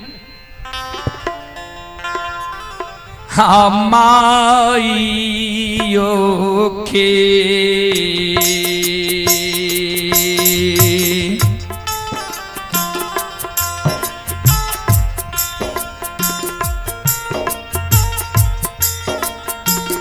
हो निर्मोहिया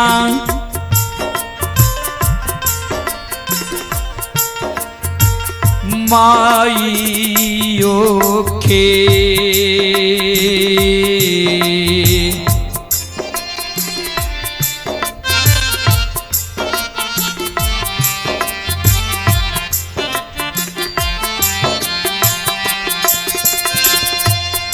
आओ या आदा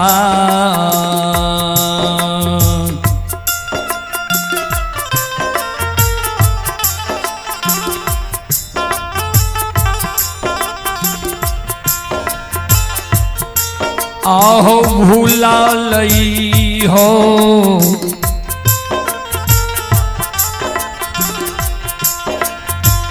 ठाकुर जी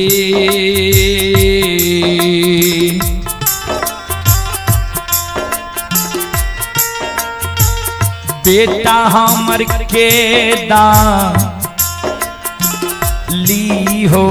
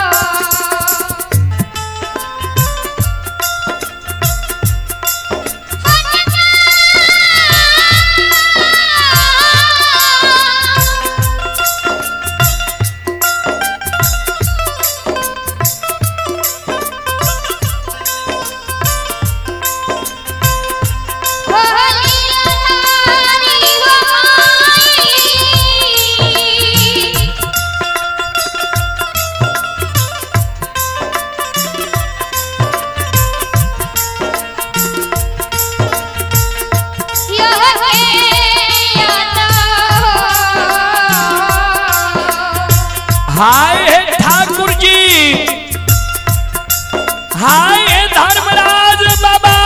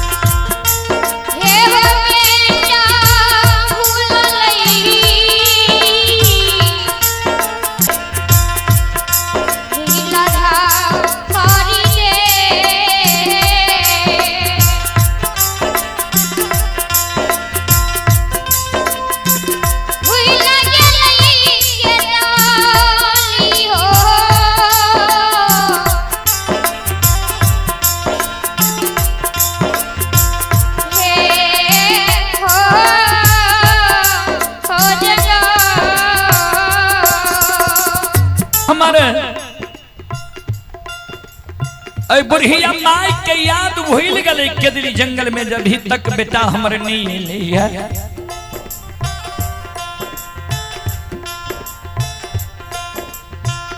माँ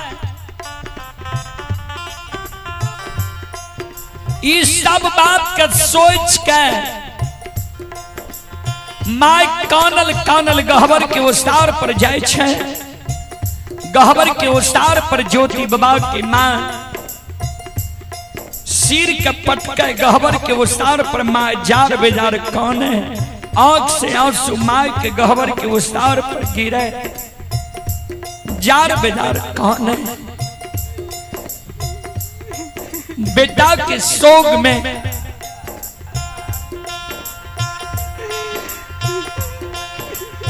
माँ काने छे आंख से आंसू माँ के गिरे भगवान हो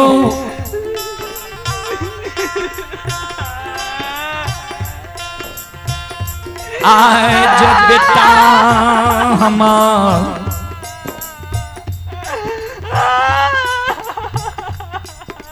बेटा के शोक में माँ कौन है भगवान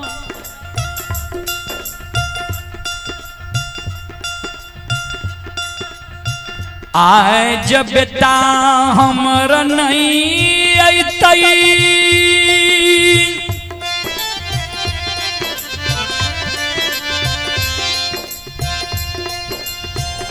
पोपी नगरी में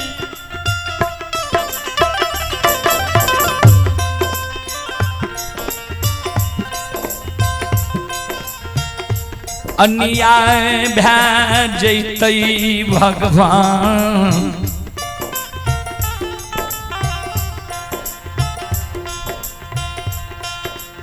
आज जब बेटा हमर नहीं अतै पोपी नगरी में अन्याय भाजित है बेटा हमर केदली जंगल गले लेकिन बेटा के धर्म पत्नी हमर पुतो हो बेटा के बदला बेटा बन के पोपी नगरी में हमर सेवा सत्कार कर रही है हमरा भूख लागई है भोजन दइए प्यास लागई है पानी दइए वस्त्र गंगा हुई है साफ क्या दी है चले पुरस्कार की ओर आप हैं अमित कुमार सिंह हैं राजू सिंह हैं यूपी बलिया की ओर से श्रद्धा की साथ बड़ी उदार दिल से शानदार 501 रुपए की पुरस्कार आए हैं एक बार श्रद्धालु के नाम पर जोरदार ताली हो जाए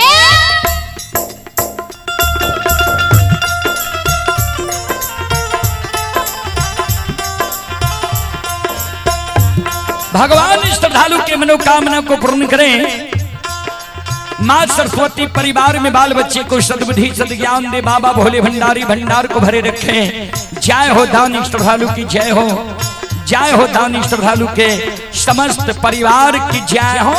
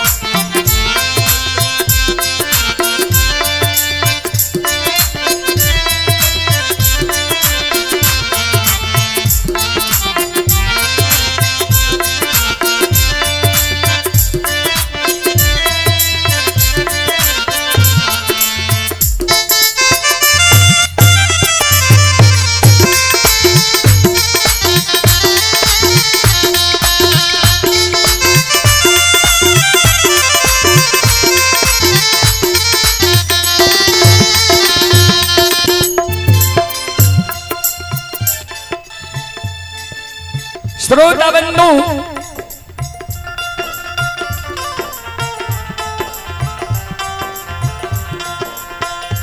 ज्योति विभाग के माय कौन है भगवान।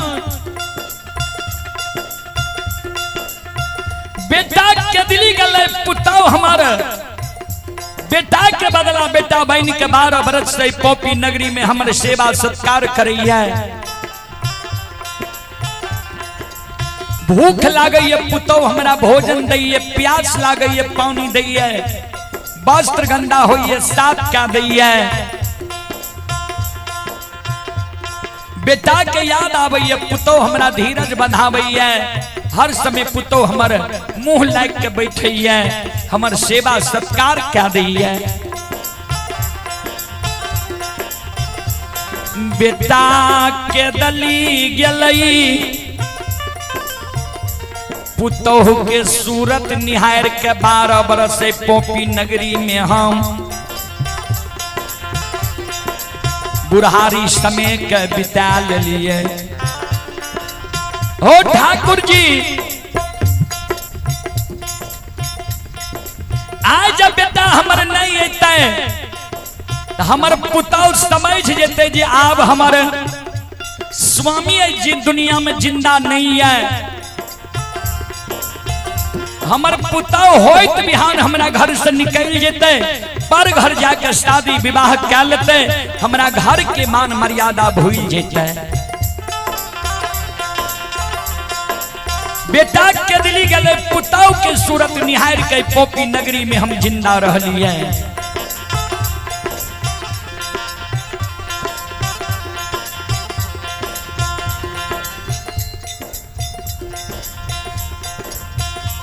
चले आप है न्यू राजकुमार, ये हमारे डीलर साहब खलठू बाबू के पोता है, उनके ओर से ये रुपये व पुष्प की माला से हमारे मंडली को सम्मानित किया गया है। एक बार श्रद्धालु के नाम पर जोरदार ताली हो जाए।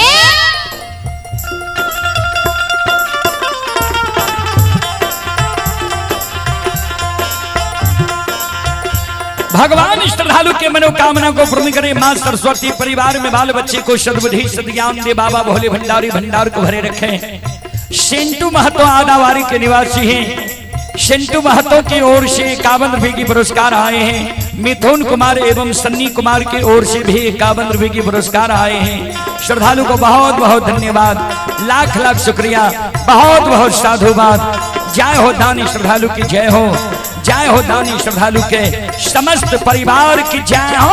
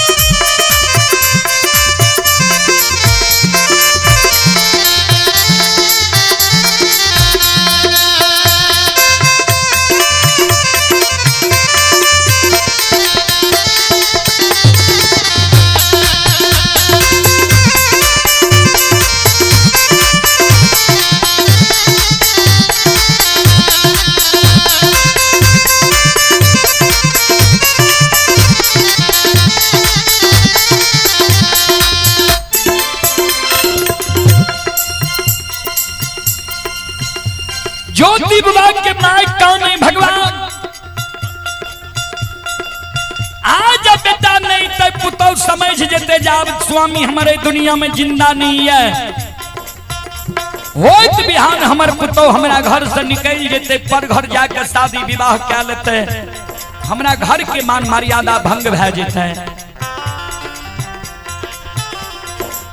बेटा के दिली गले पुतौ के सूरत निहार के पोपी नगरी में रहली है, पुतौ जे काल हमरा घर से निकल जेते।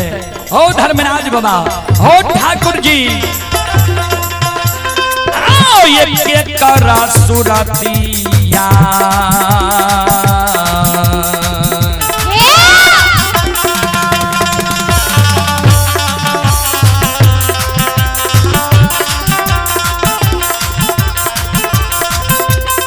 लीलाधारी हो के करा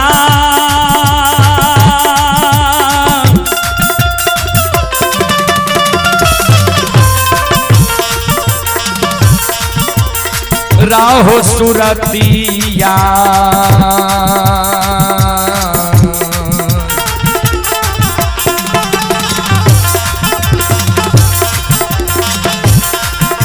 आहो देख के हो धर्मराज बाबा,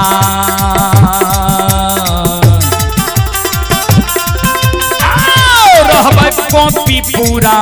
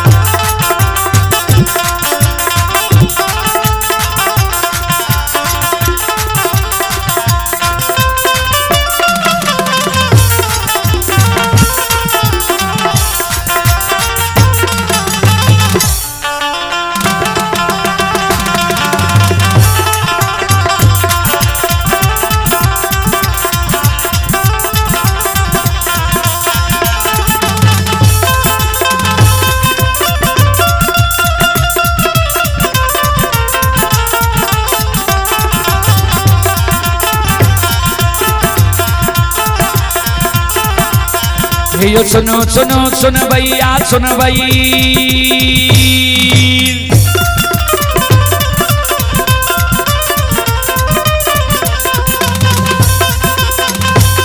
यो सुनो सुनो सुन भैया सुन भई, यो गवैया बजो भैया सुन भई।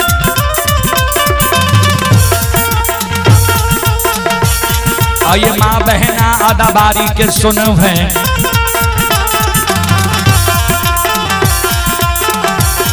आये धर्म के बात ध्यान से सुनब, मालिक के लीला कर सुनब, बरबर लीला गोसाई रचल कर दुनिया संसार में रचल कर।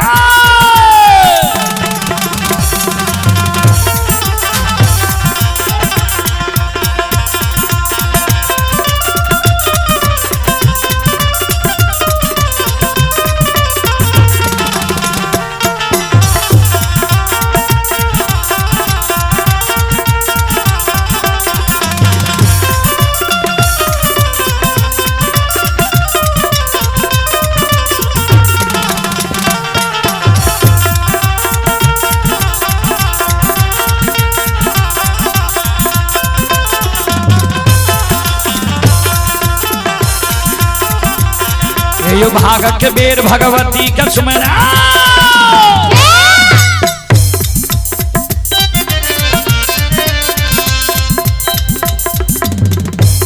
ये जो भाग के बेर भगवती के सुमरो, सादा भवानी जगदम्बा के सुमेरो।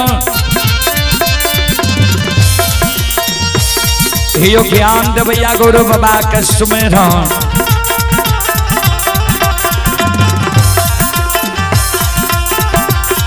आयु विद्या के दाता सरस्वती के स्मरण गौरी के पुत्र गणेश के स्मरण उमापति यो महादेव के स्मरण धारे जो वीर पवन सुत के स्मरण दुर्गा काली महाकाली के स्मरण सभा के बीच धर्मराज के सुमरण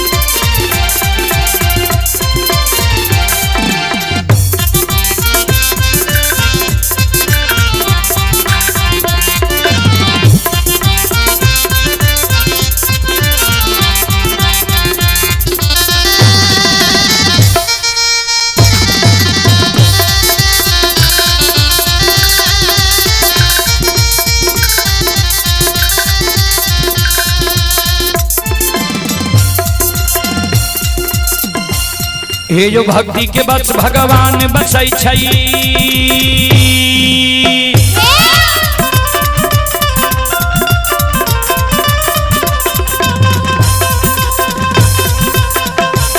हे यो भक्ति के बस भगवान बसै छै जे सब मालिक के भक्ति करल के आये मन तन धन से भजबे करल के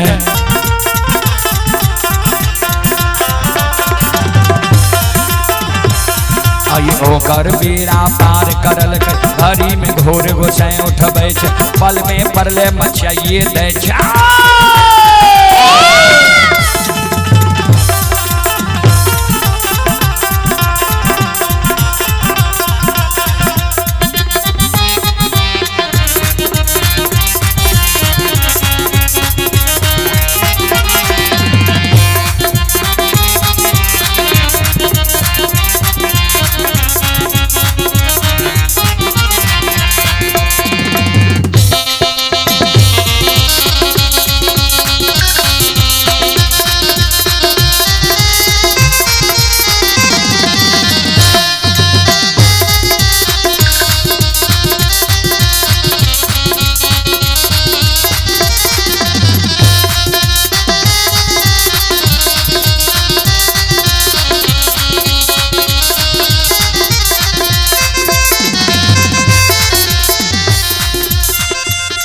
आये धर्म के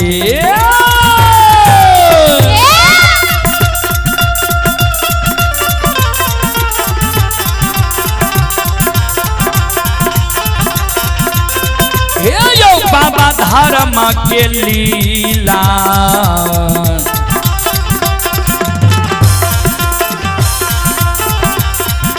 अपार छै समाज बाबा हे यो छलै दुनिया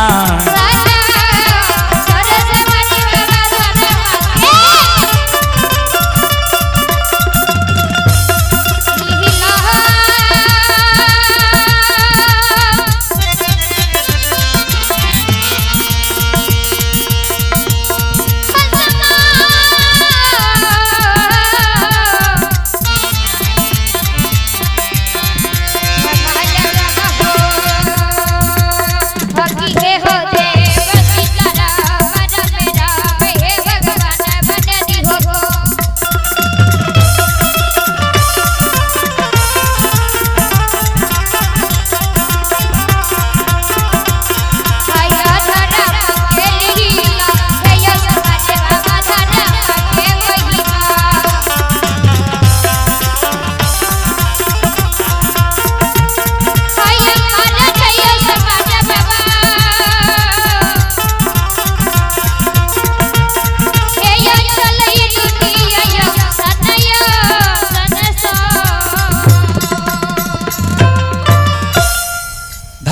लीला है दुनिया में अगम अपार, कोई पावे न पार, गुण गावे हजार, भक्त करी जय जयकार।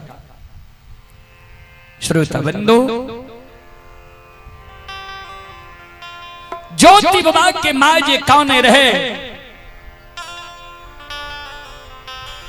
गहबर के उसार पर बेटा के शोक में सास पुतौ से छिप के, जे पुतौ हमर कानब ने सुन ले किया, हम माय छिए, हम धीरज बहिन लेबे कहना, क्या तो हमर अंतिम समय है।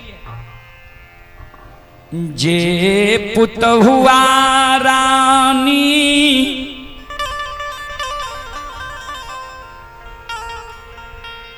बारह बरस से हमारा बेटा पर धीरज बहन के छै, उ पुतहुआ रानी जे हमरा काने सुन लेते, हमर काने के आवाज सुन जेते, तो उ पुतौ हमर कोना के धीरज बहन के रहते।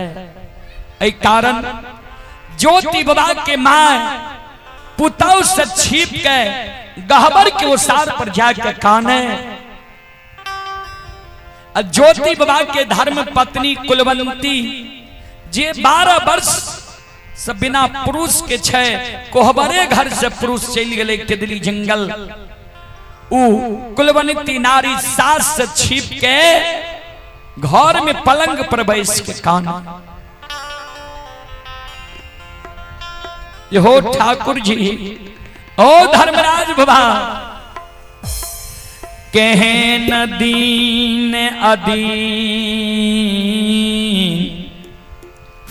दीन दुर्दीन हमार कैदल हो,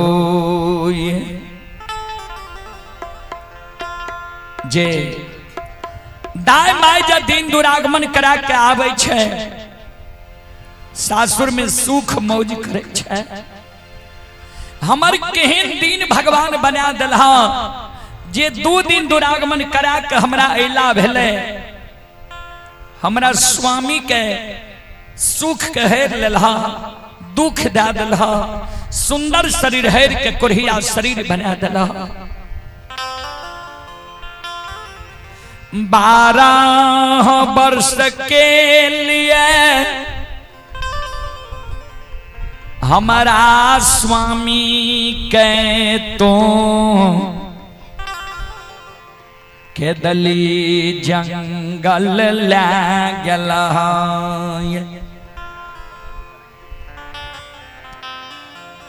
ठाकुर जी, आय हमारा स्वामी के 12 वर्ष पूरे छे, अभी तक हमर स्वामी केदली जंगल से नहीं अइले। वही न तय पोपी नगरी के दाय माय हमरा कलंक दै छे, यह पापिन के पाप से एकरा स्वामी के कोरहिया शरीर भेले, एकर स्वामी केदली जंगल गेले। आज स्वामी हमर नहीं अते, तब कते कलंक पोपी नगरी के दाय माय हमरा देता है।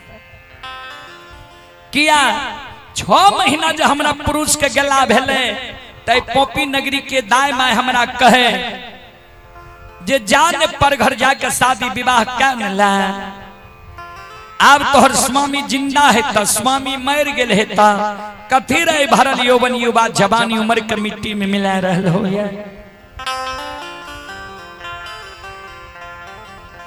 दाय माय के बात नहीं मानलिए, एक स्वामी पर धीरज बहन के पोपी नगरी में हम रही गेलिए। आ हमरा स्वामी के 12 वर्ष पूरे छ, अभी तक हमर स्वामी नहीं अइले। ठाकुर जी, आज हमर स्वामी नहीं है तो पोपी नगरी, तो पोपी नगरी के दाय माय के उल्हन पराग सहले, पोपी नगरी में हम जिंदा नहीं रहब भगवान।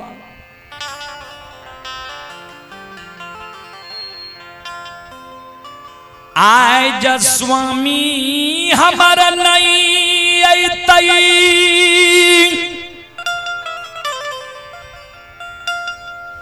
तन्ने पर घर जाके हम शादी विवाह करबा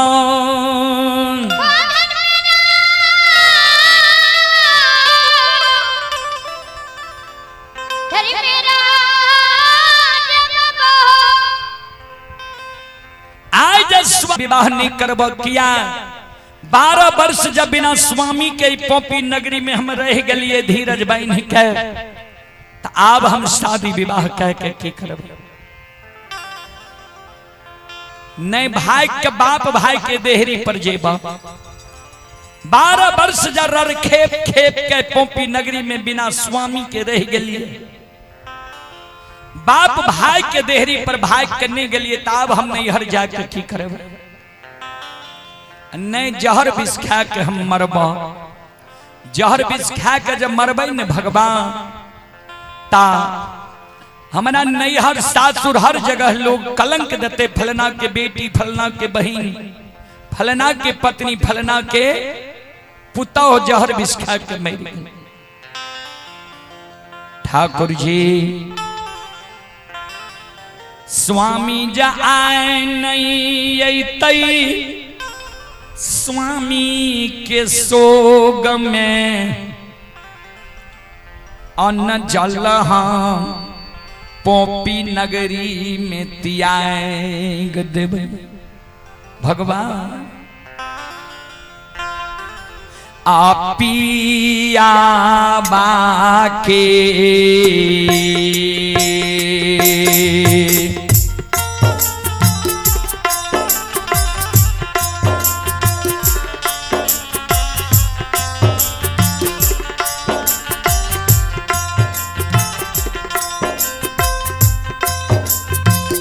हो निरमोहिया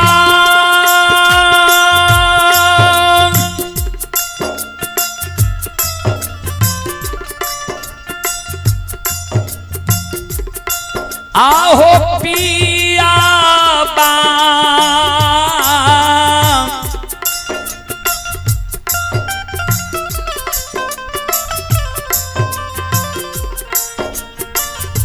बाके सोग में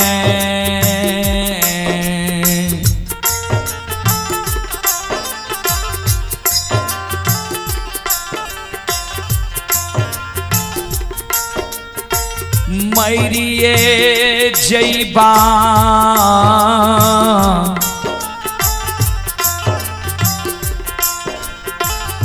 ठाकुर जी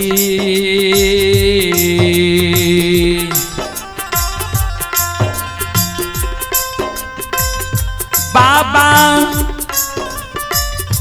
पोपी पूरा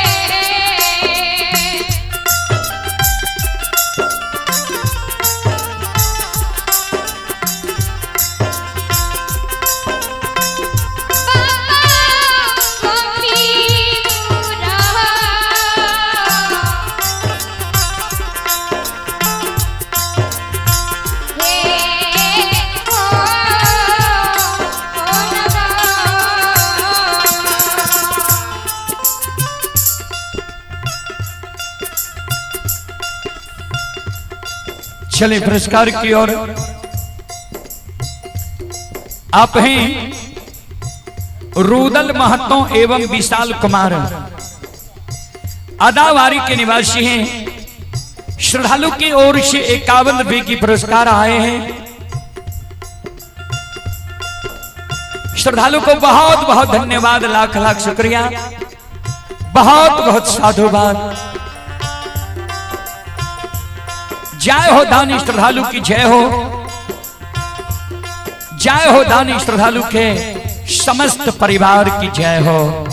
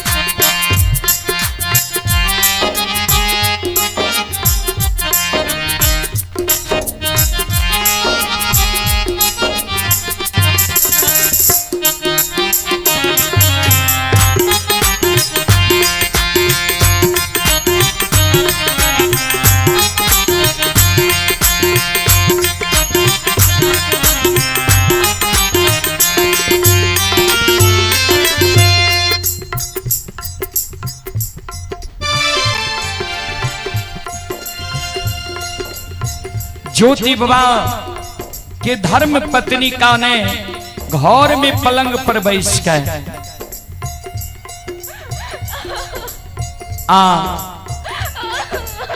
ज्योति बाबा की माँ काने बेटा के शोक में गहवर के अनुसार पर ध्यान देवे। सास के कान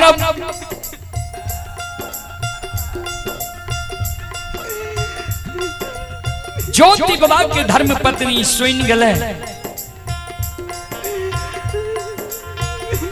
ज्योति बाबा के धर्म पत्नी आपन आंसू के पोछ ले छे।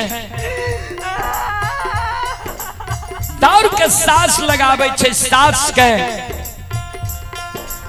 लगावे, सास के आंसू के आंचल से पोछ। माँ ये सासू माँ, ये माँ किया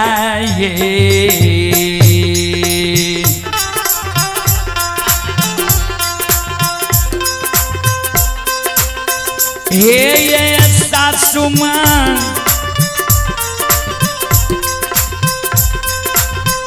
किया ये नया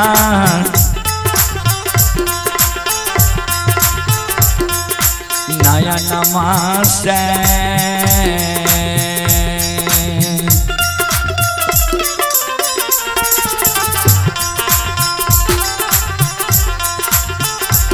आहे लोर गिरई छा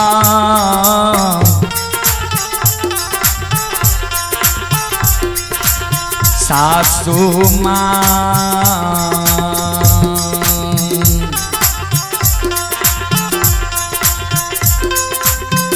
कान छोजा रास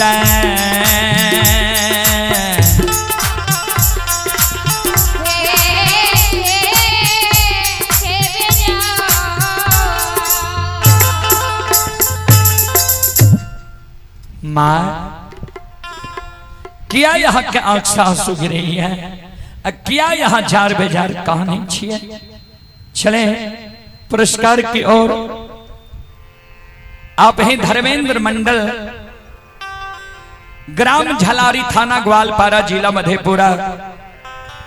धर्मेंद्र मंडल जी की ओर से श्रद्धा की साथ बड़ी उदार दिल से शानदार 51 रुपए की पुरस्कार आए हैं। श्रद्धालु को बहुत बहुत धन्यवाद, लाख लाख शुक्रिया, बहुत बहुत साधुवाद। जय हो दानी श्रद्धालु की जय हो, जय हो दानी श्रद्धालु के समस्त परिवार की जय हो। धर्मेंद्र जी की ओर से ऑनलाइन फोन पे के द्वारा शानदार 51 रुपए की पुरस्कार आए हैं। श्रद्धालु को बहुत बहुत धन्यवाद, लाख लाख शुक्रिया, बहुत बहुत साधुवाद।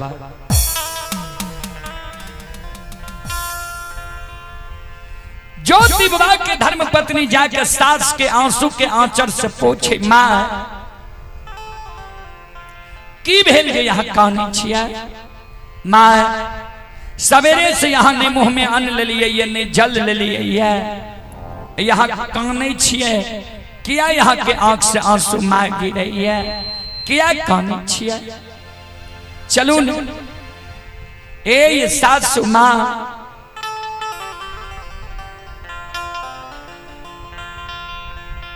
ए मां 12 बरस यहाँ के बेटा के गेल भेल ये,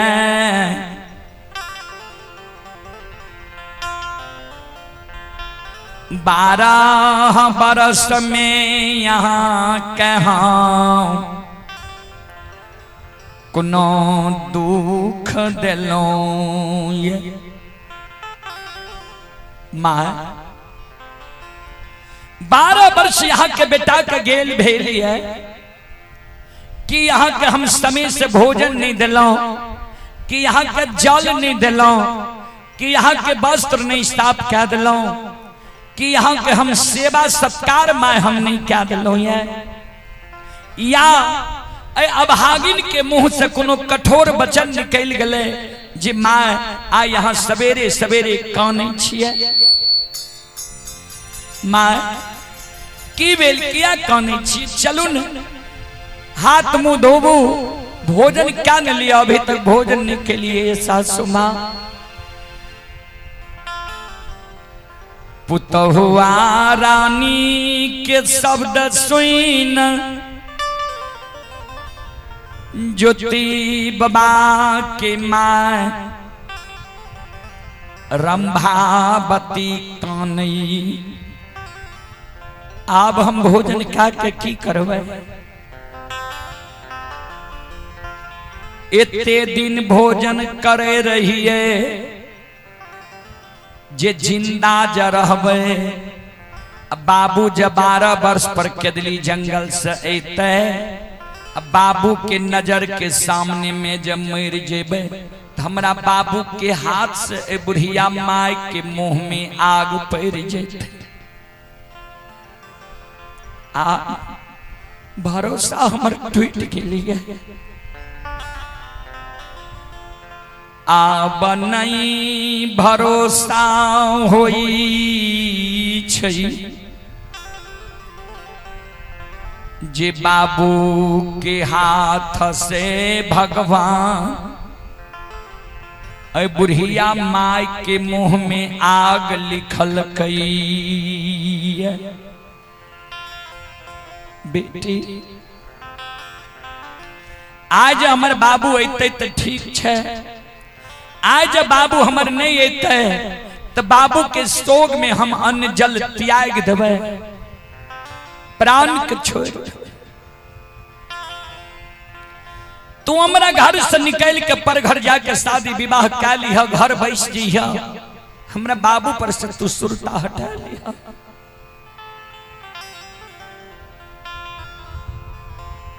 सास के शब्द सुन के ज्योति बाबा के मां सास के कहे, मां आ यहाँ के हमरा पर शंका हुई है, यहाँ के मन में हुई है जे बेटा जो हमारा नहीं अते तो पुतोह पर घर जाके शादी विवाह कर लेते। तेने ही बात बोले छे यहाँ।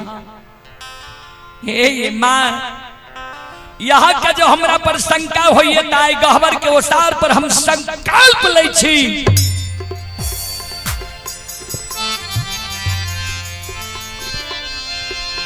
यहाँ के बेटा आबई या नहीं आबई,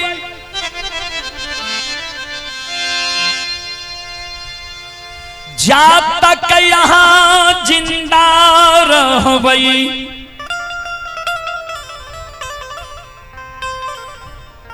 यहीं के चरण के सेवा क्या के ऐ जवानी उम्र के हम बिताल बई माँ यहाँ के बेटा आवे या नहीं आवे जा तक यहाँ जिंदा रहबे यह के चरण के सेवा का कई जवानी उम्र के हम पोपी नगरी में बिता माँ यहाँ के मन में होई है बेटा जो हम रहता है अब बेटा के नजर के सामने में जब मर जबे तो बेटा लाल पियर के फरकी डोली बना के शमशान ला जाता है। ये माँ बेटा जो यहाँ के नहीं याद हम यहाँ के लिए बेटा के बदला बेटा बन के खड़ी है हम अपना से लाल पियर के फरकी डोली बना के वही पर यहाँ के सुता के हम अपना कंधा पर चढ़ा के यहाँ के शमशान ला जाए। शमशान में उत्तर दक्षिण के आंची में यहाँ के सुला दे यहाँ के मन में होई है जब बेटा रहती है तो मुंह में आग देती है। ये सासू माँ बेटा तो बेटा होते छे लेकिन बेटा से कम पुतोह नहीं हुई छे बुझे समझे वाली पुतोह चाहिए। बेटा जो यहाँ के नहीं आत हम यहाँ के लिए बेटा के बदला बेटा बन के खड़ी है।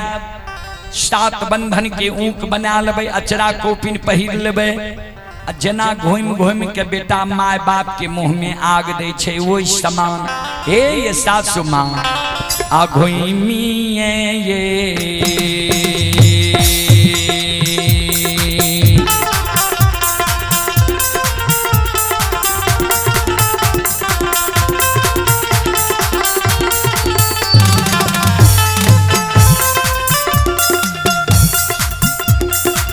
ये मोरी सासू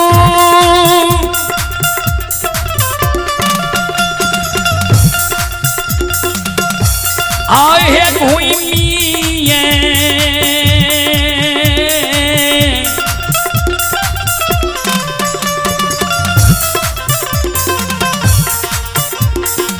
ये है घूमा के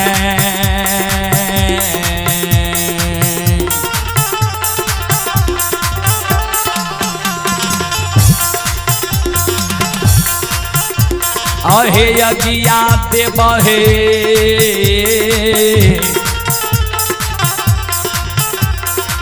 सासू माँ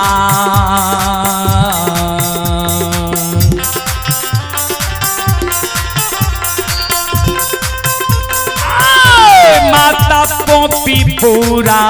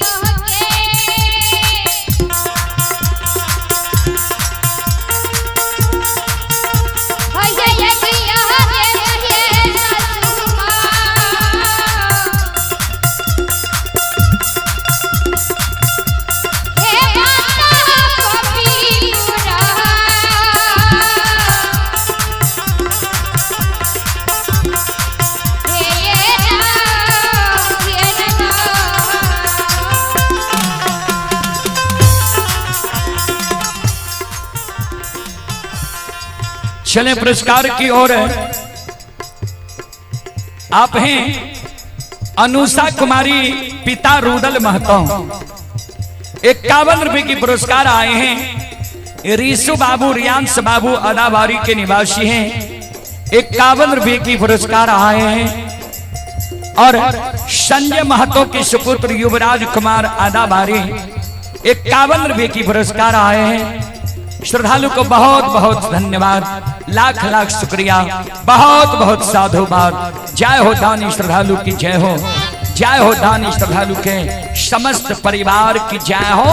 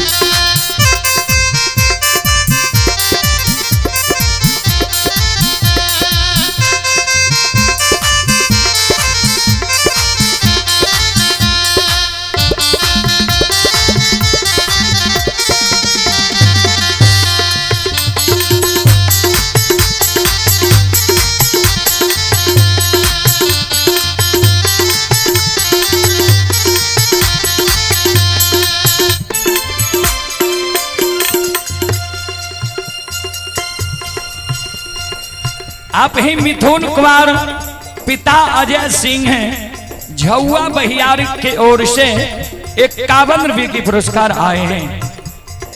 मिथुन कुमार पिता अजय सिंह झुआ बहियार श्रद्धालु की ओर से 51 रुपए की पुरस्कार आए हैं। श्रद्धालु को बहुत बहुत धन्यवाद, लाख लाख शुक्रिया, बहुत बहुत साधुवाद। जय हो दानी श्रद्धालु की जय हो, जय हो दानी श्रद्धालु के समस्त परिवार की जय हो।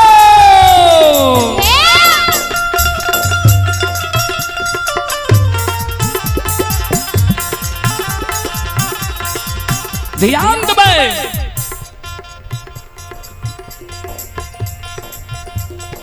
ज्योति बाबा की धर्म पत्नी कहे सासू मां, हे ये सासू मां ने कानो न आंसू गिरावो, न जार बेजार कानो, भगवान पर ध्यान रखो, भगवान पर विश्वास। बेटा यहाँ के भक्ति करे लेने गेले जरूर यहाँ के बेटा ऐत ने कानो ने आंख से आंसू गिरावो। ये माँ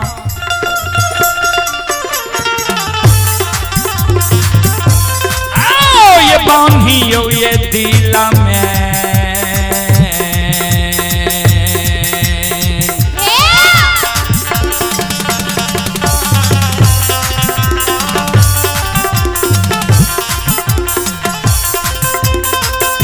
ये सासू माँ बांधियो ये दिला में,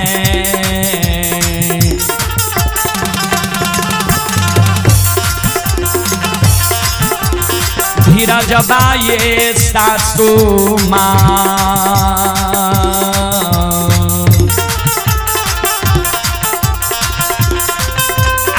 अब है तब बेटा पपी,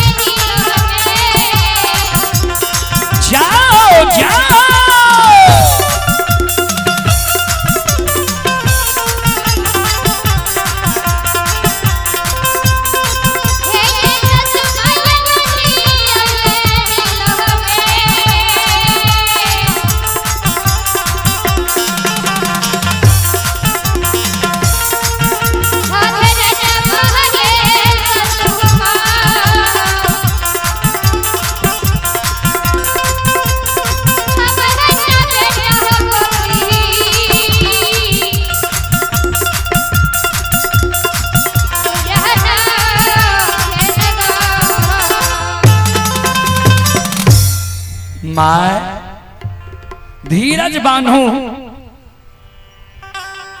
यहाँ के बेटा जरूर आवे हैं ने कानुमा। चले पुरस्कार की ओर आप हैं ठेकेदार साहब अदावारी। ठेकेदार साहब की ओर से शानदार 101 रुपए की पुरस्कार आए। श्रद्धालु को बहुत बहुत धन्यवाद, लाख लाख शुक्रिया, बहुत बहुत साधुवाद। जय हो दानी श्रद्धालु की जय हो, जय हो दानी श्रद्धालु के समस्त परिवार की जय हो।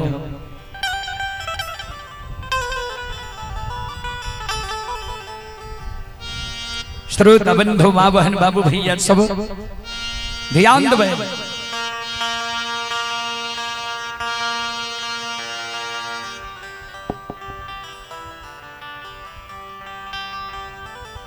ज्योति बाबा के धर्म पत्नी कुलवंती, सासू माँ के समझा के घर में जाकर पलंग पर फिर बैस के मन हुआ गले ये स्वामी के सोग में सोगाल। ज्योति बाबा के माँ गहबर के उसार पर मन हुआ के बैसल छे। ता तक में बाबूजी ध्यान देवे। प्रत्येक जाति प्रत्येक कास्ट में मरर मंजन हुई है। वो पासमान कुल में जे मरर मंजन रहे, ज्योति बाबा के द्वार चले ले। द्वार पर सवाज लगावे ज्योति की माँ, घर छे आंगन छे, घर आंगन से बाहर हो, द्वार पर आ। ज्योति बाबा के माँ थेगनी लेने लेने द्वार पर आवे। मरर बाबा की कहे छिए कल के सोन जय दिन से बेटा तोहर के दिली गेलो ये, वही दिन से दोनों साथ पुतौ दिन रात कई कई टई टई कानैत रहे, करैत रहे छी, कानैत रहे छी। समाज के लोग के सुख चैन से न रहे ले दै छी, तो ही दोनों सास पुतो इस समाज में छिकी और समाज के लोग ही हैं। बेटा के दली गेलऊ, बेटा मैर हरा गेल होई तो। आब जे दोनों सास पुतो दिन रात बेटा के शोक में कानैत रही छी, तनियों को ज्ञान नहीं छो दोनों सास पुतो के।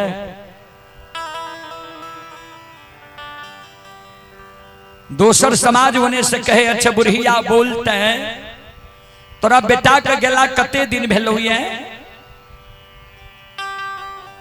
माय कुछो नहीं बोले। तेसर समाज कहे कते दिन भेले, कते दिन भेल हेते आइए गेले ये, 15-20 बरस से कम भेल हेते। मरर बाबा कल के बुढ़िया सुन, जो इस समाज में तू छे तो इस समाज के रीति रिवाज के अनुकूल तोरो चले पड़तो। समाज के रीति रिवाज छिए, कोई मानव जब 12 वर्ष से ज्यादा अगर बाहर रहे छे, अगर वही मानव के निश्चित टेर पता नहीं रहे छे, तो वही मानव के नाम से वही परिजन के लोग कुछ के पुत्र बना के शमशान ला जाए छे, मुंह में आग दा दाह संस्कार क्रिया कर्म कह रही छे। तू बेटा के गैत के नहीं मार, बेटा के क्रिया कर्म कह ले। समाज के शब्द सुन माय के, आँख में आंसू भर जाई छे। समाज बाबा हमारा बाबू के 12 बरस नहीं पुरले है। जय दिन हमारे बाबू के दिली गेले है, वही दिन से हम बाबू के दिन के उंगली पर जोड़लो है।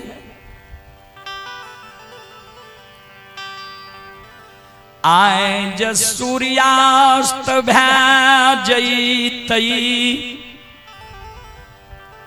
तब हमरा बाबू के 12 बरस पुरतई। काल सूर्य भगवान के उदय हईतई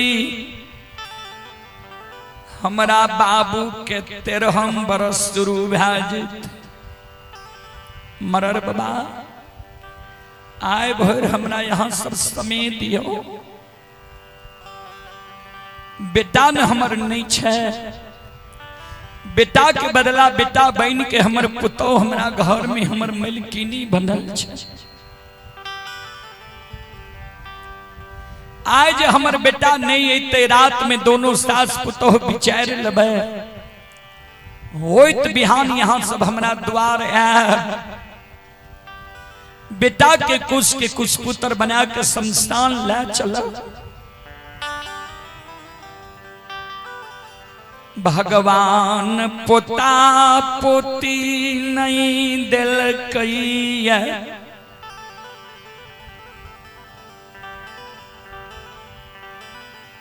अगर बेटा के पत्नी कुलवंती बेटा के मुंह में आग दैले तैयार है तब तो ठीक छे। अगर बेटा के धर्म पत्नी हमारा बेटा के मुंह में आग दैले तैयार नहीं है तो हम माइन छिए, हम बेटा के अगैत रहे नहीं देवे। सब समाज मिल के हमरा शमशान ले चलो, आहा मारे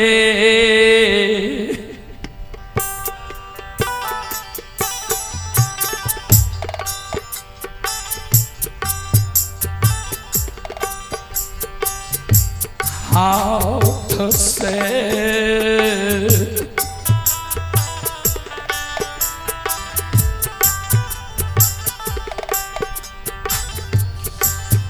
आहो यज्ञा दिलई हो,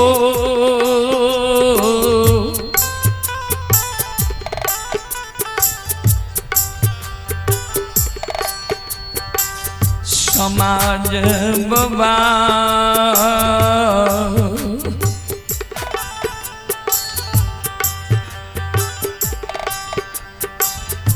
बेटा मुंह में पोपी पूरा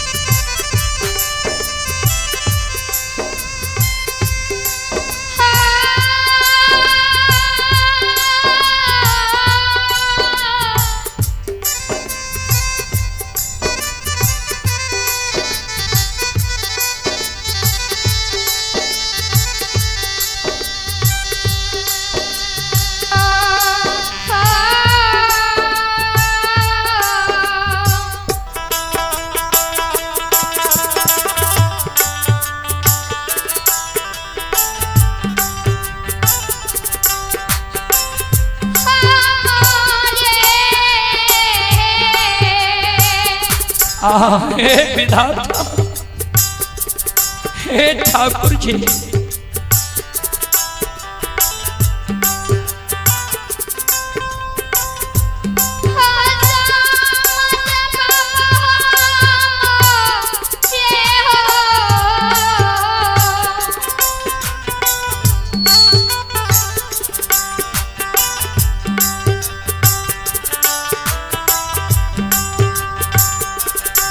हा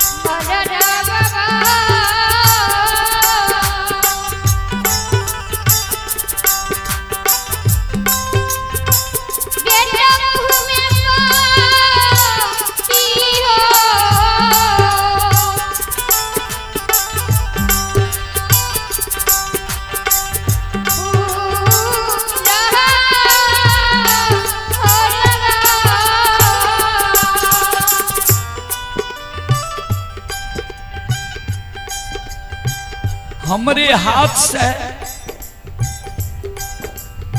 हमरा बाबू के मुंह में यहाँ सब आग दिला दब।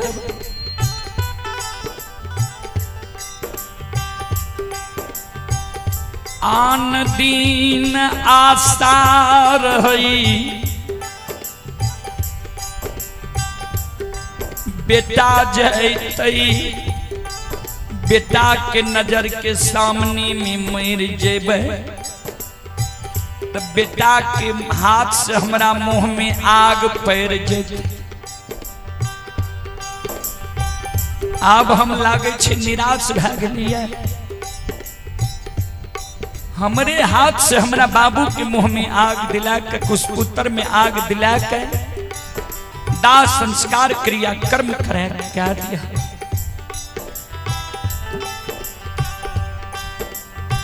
चलें पुरस्कार की ओर। आप हैं गुड्डू कुमार, पिता राहुल कुमार। श्रद्धालु की ओर से 51 रुपये की पुरस्कार आए हैं। और आप हैं सुमित अमित कुमार, दादा श्री बिंदेश्वरी प्रसाद यादव आधा बारे। श्रद्धालु की ओर से शानदार 51 रुपये की पुरस्कार आए हैं।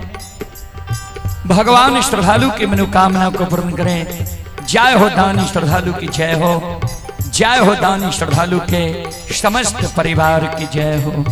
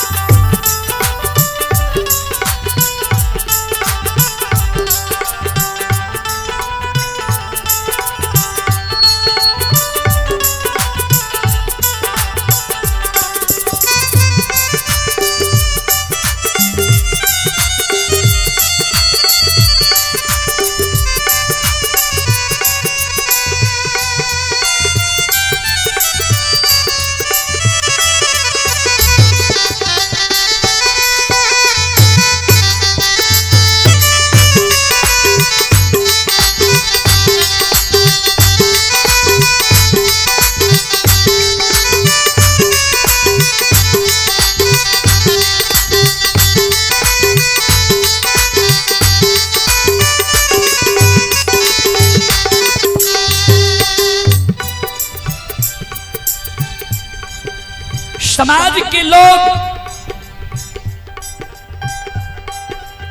ज्योति बाबा के माय के शब्द सुन के चल जाए छे अपना अपना घर।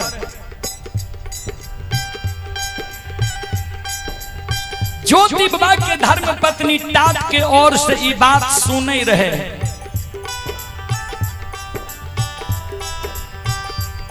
घर में पलंग पर बैठ के ज्योति बाबा के धर्म पत्नी काने, हो धर्मराज बाबा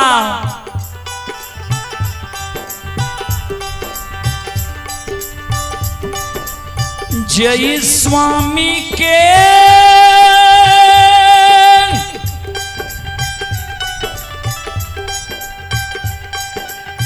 भैरव ने न सूरत नहीं देखलिए,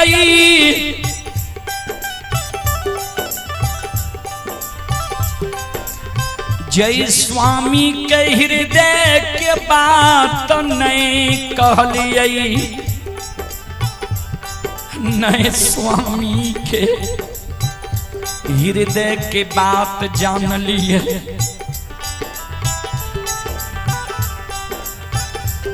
काल समाज खेलो वो स्वामी के कुशपुत्र में हमारा से आग दिले। ठाकुर जी केहन दिन हमर कादल हो धर्मराज बाबा केना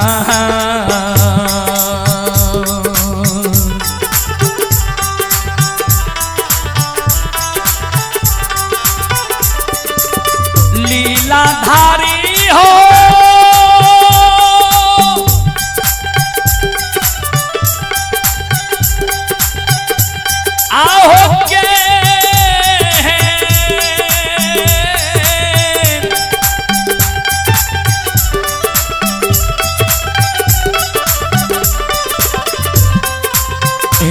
हो दीना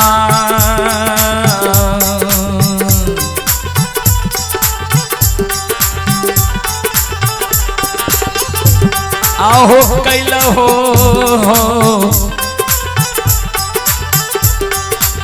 ठाकुर जी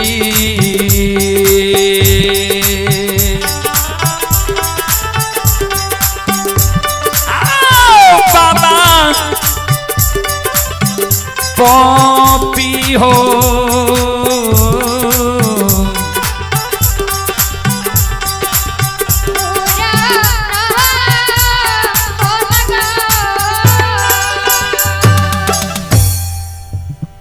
केहन दिन भगवान हमर क्या दिल है जे काल समाज के लोग वो स्वामी के कुसपुत्र में हमारा से आग दिलेता है।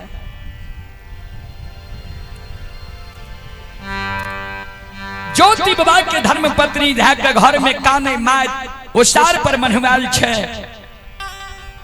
ता तक में ज्योति बाबा हाथ में सरंगी बजेने बजेने अब माय के गुण गईने गईने पोपी नगरी पहुंच गई है।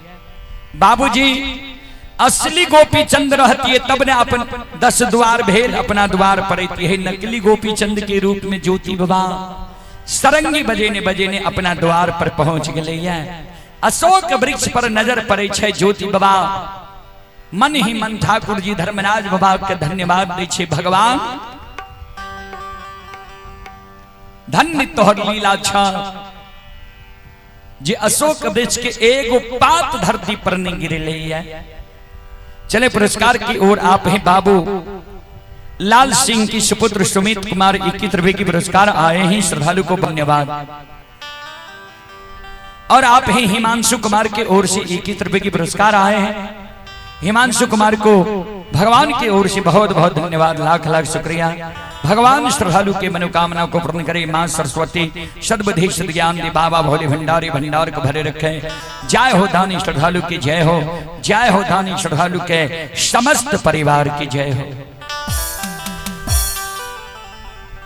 ज्योति बाबा मन में सोचे एक बार धर्म के गहवर के देखी जे गहवर हमार अमानत है कि नहीं। ज्योति बाबा डेढ़िया पर आवे छे गहवर के ओर ज्योति बाबा नजर खिरा दे छे। जहिना गहवर के ओर ज्योति बाबा देखे छे गहवर के ओसार पर माय रंभावती मनहुआ के बैसल रहे माय पर ज्योति बाबा के नजर पड़े छे। ज्योति बाबा मन ही मन मां के चरण में प्रणाम करे छे। हो ठाकुर जी सुरक्षित रखने छो। जय अवस्था में हम माय के छोड़ के गलिए वह अवस्था में हमर माई है। धन्य तोहर लीला छ भगवान। ज्योति बाबा मन में सोचे धर्म के गहवर के देख लो, अशोक वृक्ष के देख लो, माय हमर जिंदा ये, धर्म पत्नी हमारा घर में ये कि नहीं है हम कोना जानब किया। तो हम संकल्प ले लो ये 4 गो चीज के। कहीं धर्म पत्नी पर घर जाके शादी विवाह क्या लेते हमारा घर की मान मर्यादा भंग भै जाए। तो हम कोना जानब जे हमर पत्नी हमारा घर में ये कि नहीं है। ज्योति बाबा मन में सोचे जे बहाना बनिए माय से एक मुट्ठी भीख मांगे छिए। अगर हमर धर्म पत्नी हमारा घर में हिते तो माय जरूर कहते जे कुलवंती जोगी के एक मुट्ठी भीख दे रहा। कुलवंती धर्म पत्नी घर से निकलते हम भेंट देख ले। तब अशोक पोपी के सीमा पर जे हमर आग जल के भार राख लिए, आग जल के भार हम ले आया। ज्योति बाबा आंगन के डेढ़िया पर बैस के सरंगी के बजावे, माय के गुण गावे, माय से भीख मांगे। ध्यान देवे संत शिरोमणि श्रोता बंधु मां बहन बाबू भैया सब। घर छिए घर छिए मैया धर माता माय मैया धर माता माय अइला जोगी तोहारो तोहारे मैया।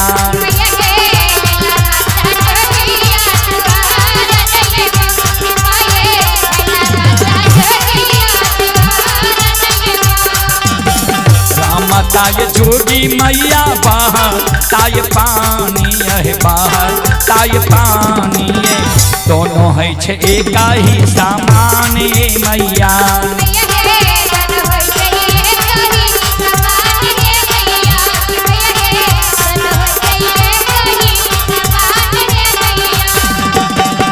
एक मुट्ठी भिक्षा दियो जोगी या भिखरिया के जोगी या भिखरिया के जैते जोगी दोसरो दुआरे मैया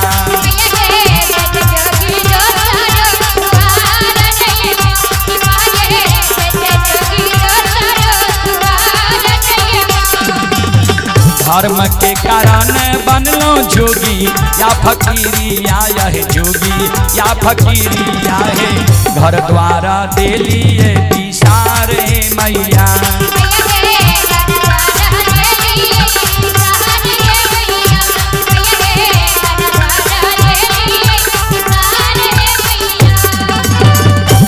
माता रमता जोगी बहता पानी हम 10 द्वारी महात्मा छी एक मुट्ठी हमारा भीख दिया हम दोसर द्वार चल जाए बाबूजी माय के कान में आवाज जाए लेकिन माय के वो बात के अमल नहीं हो क्या तो कबीर बाबा लिखलखिन है तन रहता मन जाता है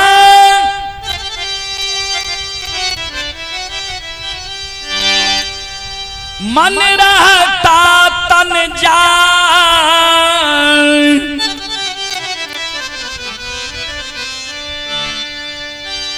तन मन धन जब एक बने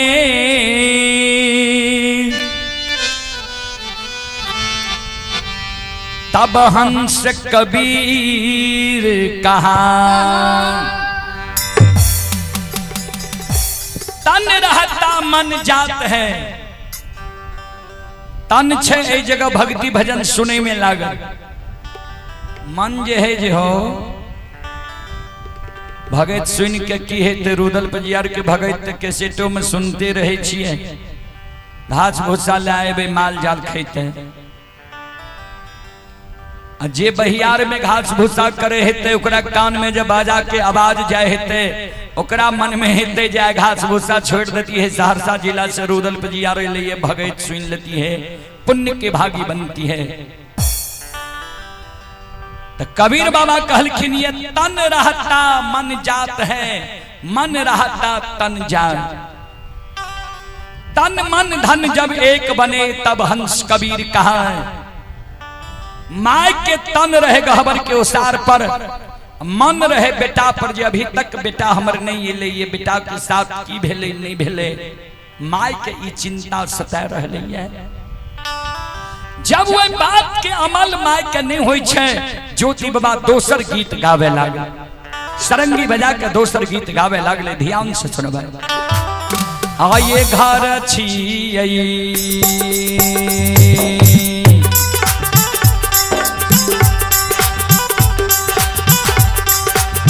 घर ये छियै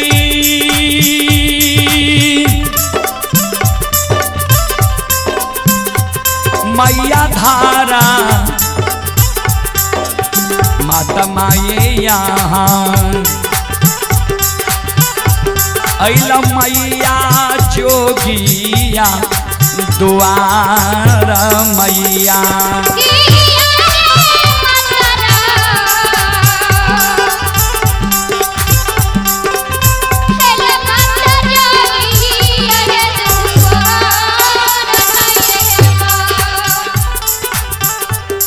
ध्यान दें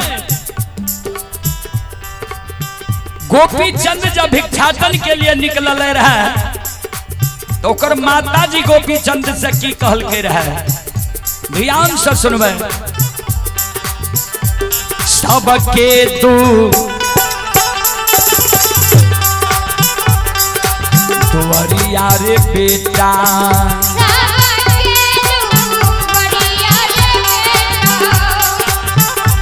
भीख दुखा मांगी रे खई है।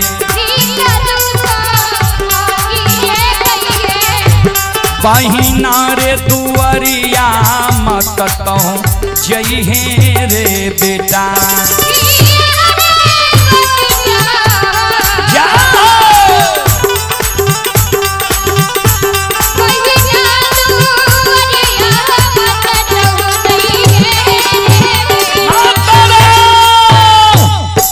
रमता जोगी बहता पानी, 10 द्वारी महात्मा छी, एक मुट्ठी हमारा भीख दे दिया, दोसर द्वार चल जाए।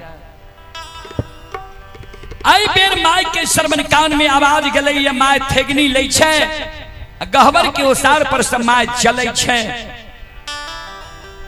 जय न माय चले छे, ज्योति बाबा जे देखल के जे माय चल ले, ये ज्योति बाबा अशोक वृक्ष के छाह में आब के बैस गले।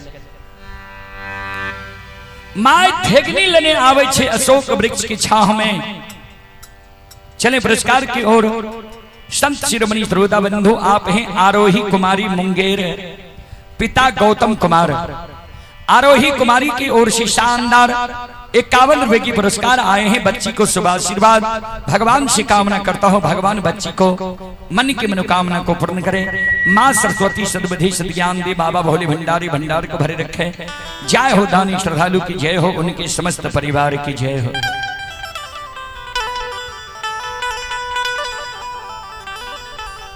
संत शिरोमणि सरोदा बंधु माँ बहन बाबू भैया सब ध्यान से सुनवे।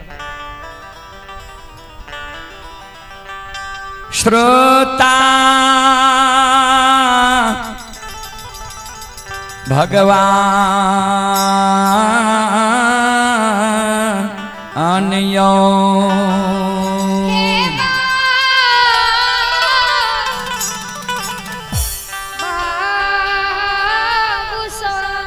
ये श्रद्धालु की ओर से रुपये व पुष्प की माला से हमारे मंडली को सम्मानित किया गया है। एक बार श्रद्धालु के नाम पर जोरदार ताली हो जाए। भगवान श्रद्धालु की मनोकामना को पूर्ण करें। मां सरस्वती सद्बुद्धि सद्ज्ञान दे, बाबा भोले भंडारी भंडार को भरे रखें। जय हो दानी श्रद्धालु की जय हो, उनके समस्त परिवार की जय हो। नजरिया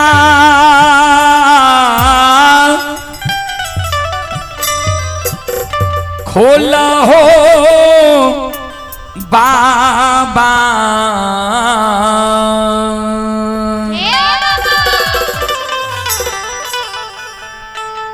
नजरिया खोला हो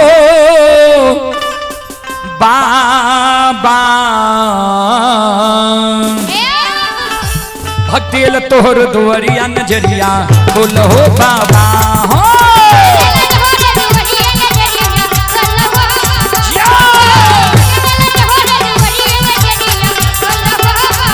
नजरिया खोल हो बाबा, नजरिया खोल हो बाबा, भक्तिल तोहर दुआरिया नजरिया खोल हो बाबा। हो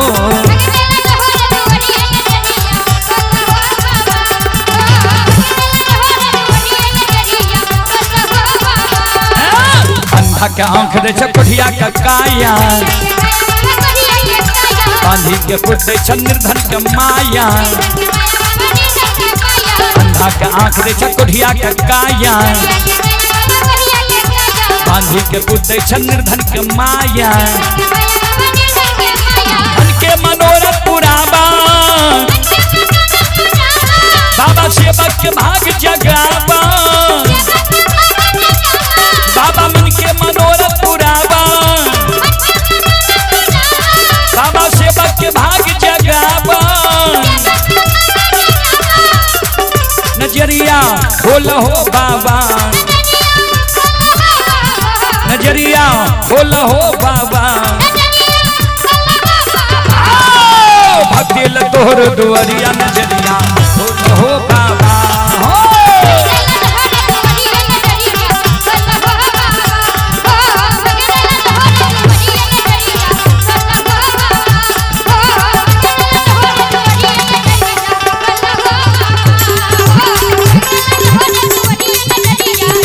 Oh,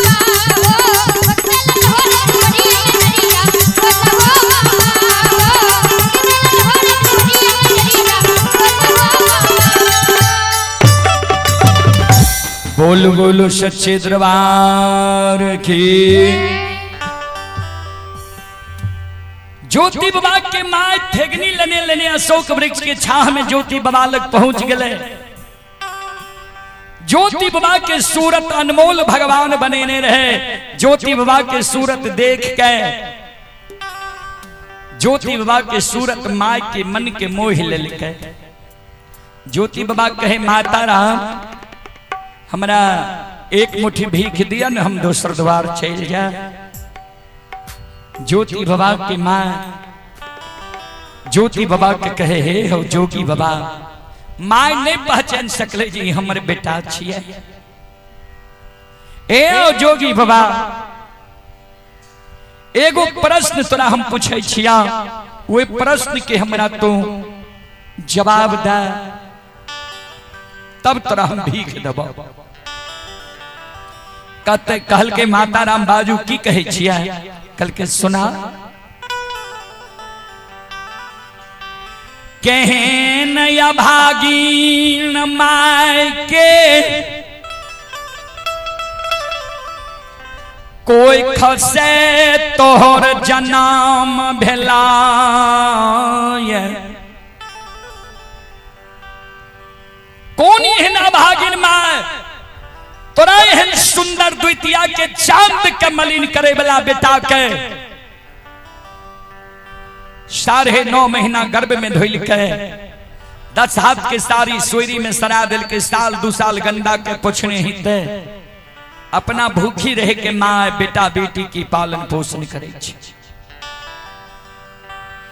कौन एहन अभागिन माँ रहे जे कौन कठोर वचन तोरा कह दिल का जे तू भरल यौवन युवा जवानी उम्र में जोगी फकीर बन गए हो। कहन कुलछनी तोहर बहिन रहा जे कौन कठोर वचन तोहर बहिन तोरा कह दिल का जे घर से निकल गल हो जोगी फकीर तू बन गल हो। केहन नीच घर के तोहर अर्धांगिनी नारी अइला रहा जे कौन कठोर वचन तोहर अर्धांगिनी नारी तोरा कह दिल का जे भरल यौवन युवा जवानी उम्र में तू घर द्वार के छोड़ के जोगी फकीर बन गेल। ए ओ जोगी बाबा आके कराबी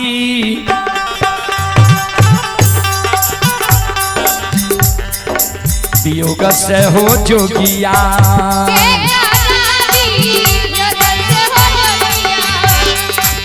आहो जोगिया फा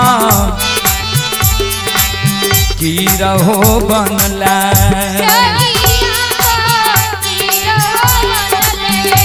घर द्वार देल हो विसार जोगी।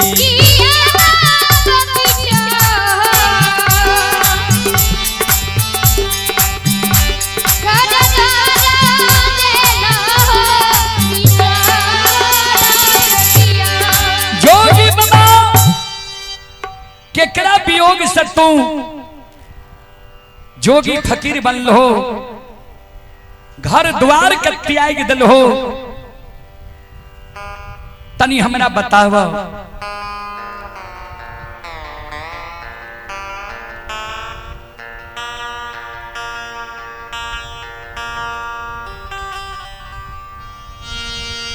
ज्योति बाबा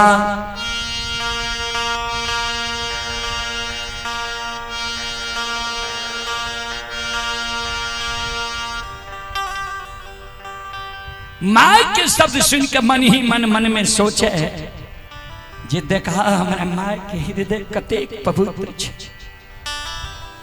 दोसर के बेटा के देख के जो हमरा माय के आंसू गिरे छे ते माय हमर कोना 12 बरस धीरज बन कहे। ज्योति बाबा कल के माता राम सुनो नहीं हमारा माय दुख दिलकई नहीं बहिन दुख दिलकई अन्नय पर के बेटी अर्धांगनी नारी हमरा दुख दिलकैया।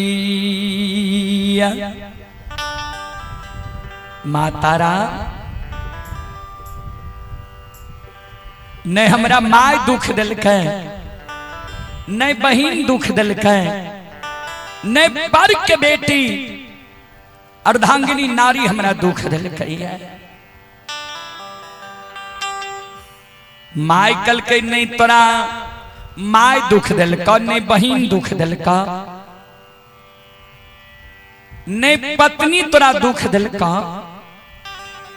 तो भरल यौवन युवा जवानी उम्र में तू जोगी फकीर क्या बन गेल हो, घर द्वार से क्या निकल गेल हो।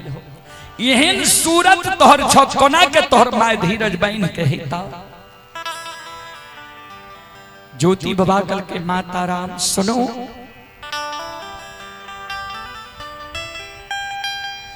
धरती पर मानव लिखै छै,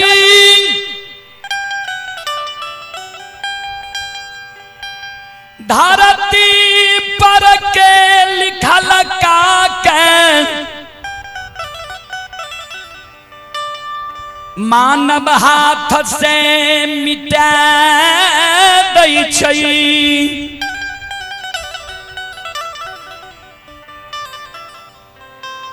कागज पर मानव लिखैए, कागज के लिखा आग में जल जाय छे, पानी में गल जाय छे, मिट्टी में सड़ जाय छे। कागज के लिखल का के मानव हाथ से फाड़ के फेंक दे छे। मातारा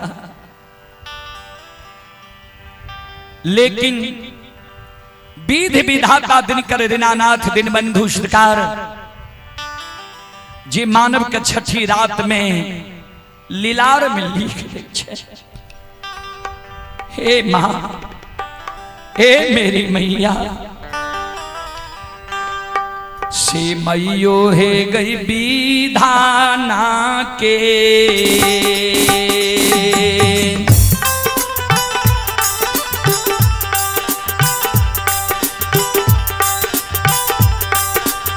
लिखल कागे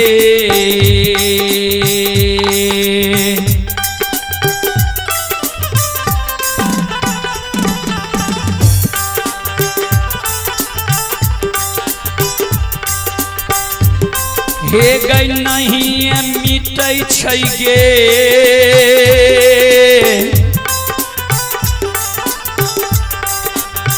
माता जी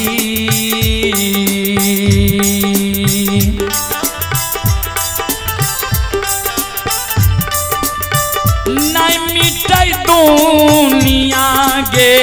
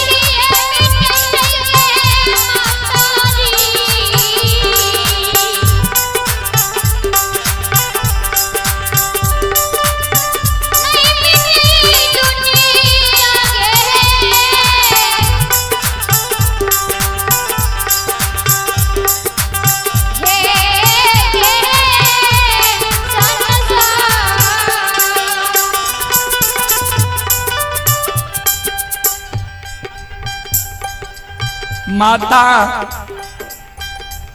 विध विधाता दिनकर दीनानाथ दीनबंधु सरकार जे मानव के छठी रात में लीलार में लिख दे छे, लिखल नहीं मिटे छे मां। चले पुरस्कार की ओर। ये दीपक यादव की सुपुत्री ही सानवी कुमारी सुपुत्र है अभिनव राज। 51 रुपए की पुरस्कार आए हैं। श्रद्धालु को बहुत बहुत धन्यवाद, लाख लाख शुक्रिया, बहुत बहुत साधुवाद। जय हो दानी श्रद्धालु की जय हो, जय हो दानी श्रद्धालु के समस्त परिवार की जय हो।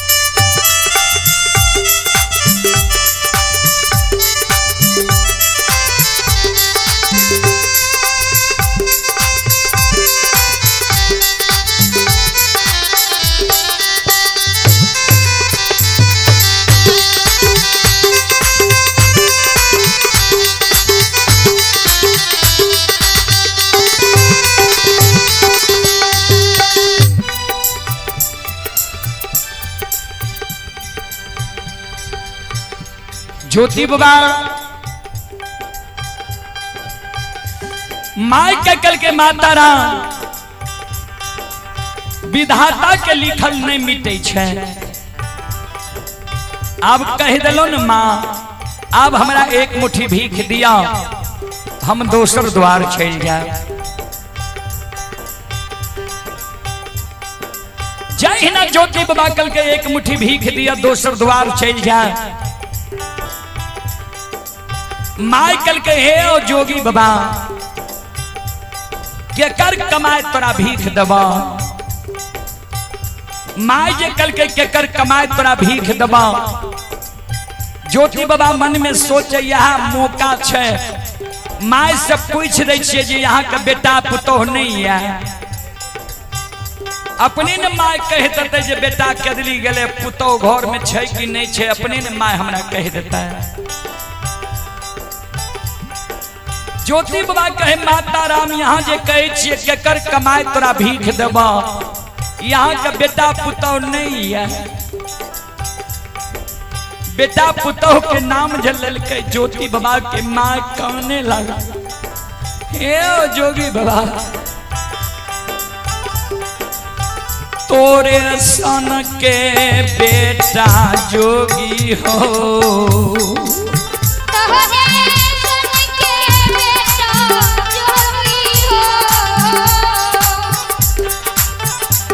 ahoy hoy भगली माइक रही हो।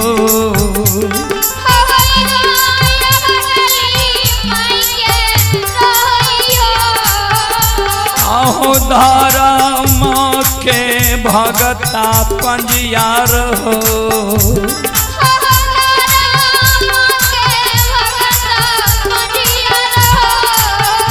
आहो बेटा हमर दुलरुआ रही हो।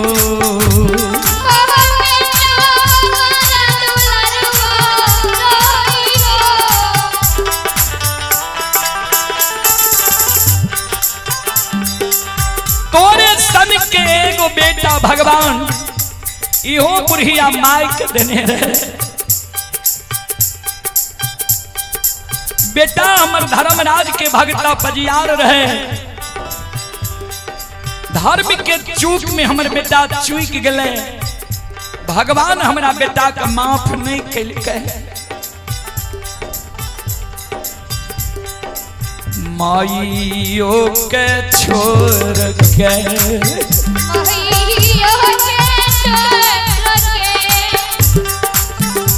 हे हो गेलई बेटा दुलारुआ।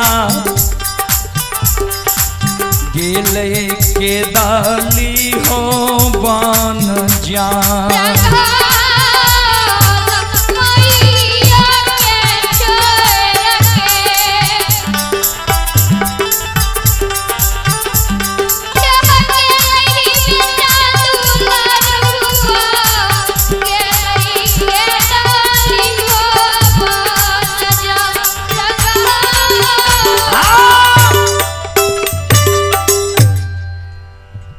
बुढ़िया माई के छोड़ के हमर बेटा 12 वर्ष के लिए केदली जंगल चल गए।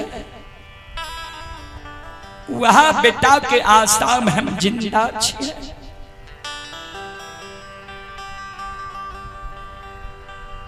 ज्योति बाबा के माय जे काने रहे, फिर सास के कानब ज्योति बाबा के धर्म पत्नी घर में सुन गए। घर से दौड़ल दौड़ल आवे छे, द्वार पर सास के आंसू के पोछे। माय क्या बार बार यहाँ कानी छी, क्या आंख से आंसू गिरई है। ज्योति बाबा कि माय कहे जाए जोगी के जो हम देख लो, ये हमारा बाबू के याद चला लिया। ज्योति बाबा के धर्म पत्नी ज्योति बाबा के ओर देखे। ज्योति बाबा मन मुस्का दे छे, ध्यान देवे। हरेक माय बहन के अपना अपना पुरुष के कोनो न कोनो पहचान रही है। ज्योति बाबा के धर्म पत्नी पहचान गए जे यहाँ हमर स्वामी छिए। जोगी के रूप धारण करके हमरा द्वारे ले। सास के कान में ज्योति बाबा के पत्नी कहे, माय जोगी के पहचाने छिया। ज्योति बाबा के माय कहे, हम कहाँ पहचाने छी, अपना गांव ग्राम के जोगी नहीं छिए। कल के माय ठीक से पहचान करियो, याद करियो। और नजदीक जाकर ज्योति बाबा के माय देखे, पुतौ के कहे, अपना कौर कुटुम्ब रिश्तेदारी के गोपी चंद नहीं छिए, तू पहचाने छत हमरा कहते के छिए। ज्योति बाबा के धर्म पत्नी सास के कान में कहे, माय सुनो,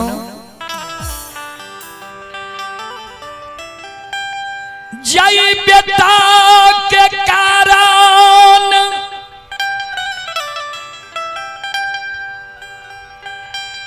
बारह बरस से यहाँ के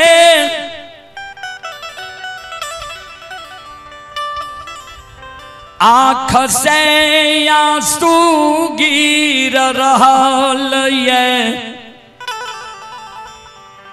जय बेटा के वियोग में यहाँ या अन्न जाल त्याग दिलिए। माँ जय बेटा के कारण 12 वर्ष से यहाँ के आंख से आंसू चल रही है, कानत कानत अंधी भे गई। जय बेटा के सोग में आई यहाँ अन्न जल पोपी नगरी में त्यागनी छी। हे सासु माँ, हे माता जी, से माता जी यही बे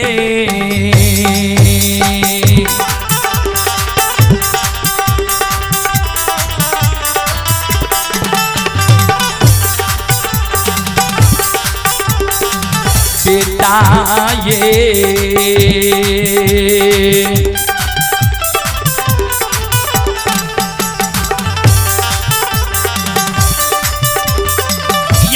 मेरी सासू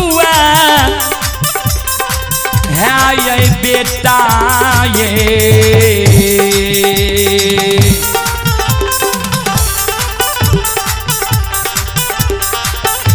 आहे ये मेरी सासू जी।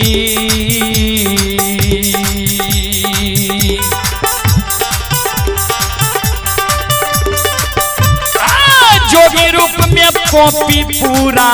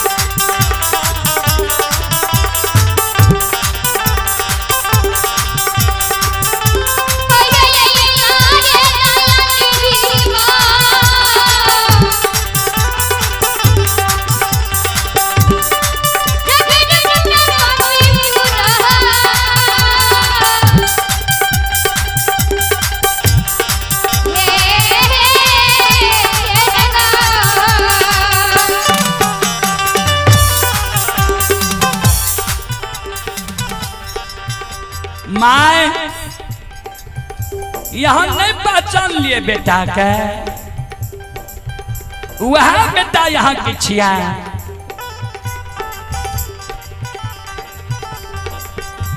ज्योति बाबा के माँ पुतौ के शब्द सुन के पुतौ के लक्ष्य निदान के गायर दिए लागले। हे गए भाई खौ की धोची अलछैया नीच घर के बेटी। तब ने पोपी नगरी के दाय में हमरा कहे रहे जे तोरा पुतहुए के पाप से तोरा बेटा के कोरिया शरीर भेला, तोहर बेटा के दिली गेला। ऐ जोगी के सुंदर सूरत कोमल काया देख के तोहरा आत्मा स्थिर नहीं रहलो जे तू कहे छी यहीं के बेटा हमर पुरुष छियै, तनियो गो लाज शर्म तोरा नहीं छो। वही ना कहे पोपी नगरी के लोग मर करे छे, कहे लावे छे जे बेटा के कुशपुत्र बना के क्रियाक्रम में दाह संस्कार कैले। आ ई बात जे पोपी नगरी के लोग सुन जे तो रहे लगे तो पोपी नगरी में तनियो गो बोले तो लाज शर्म नहीं छो। कथिला ई वंश में दाग लगा रहले ये पोपी नगरी में।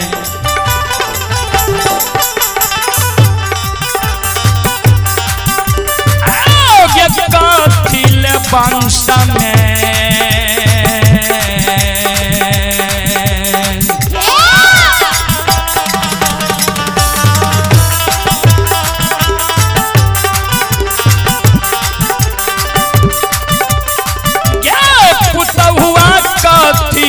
वंश में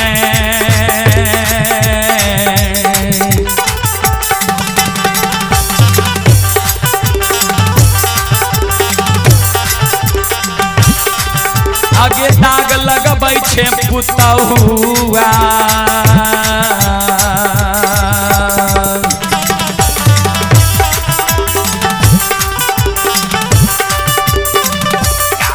हमारा पोपी पूरा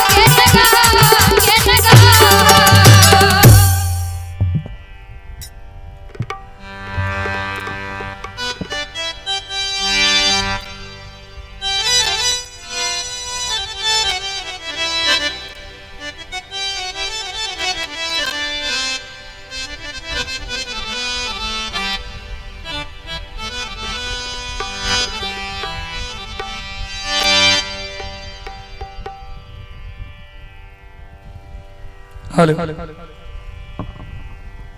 श्रोता बंधु, चले पुरस्कार की ओर आप हैं रोहित कुमार। रोहित कुमार की ओर से श्रद्धा की साथ बड़ी उदार दिल से शानदार 21 रुपए की पुरस्कार आए हैं रामविलास यादव, सुनील कुमार, रोहित कुमार, ग्राम पोस्ट सकरा पहाड़पुर, थाना शिमली बख्तियारपुर, जिला सहरसा के निवासी हैं। श्रद्धालु की ओर से शानदार 51 रुपए की पुरस्कार आए हैं। श्रद्धालु को बहुत बहुत धन्यवाद, लाख लाख शुक्रिया, बहुत बहुत साधुवाद। जय हो दानी श्रद्धालु की जय हो, जय हो दानी श्रद्धालु के समस्त परिवार की जय हो।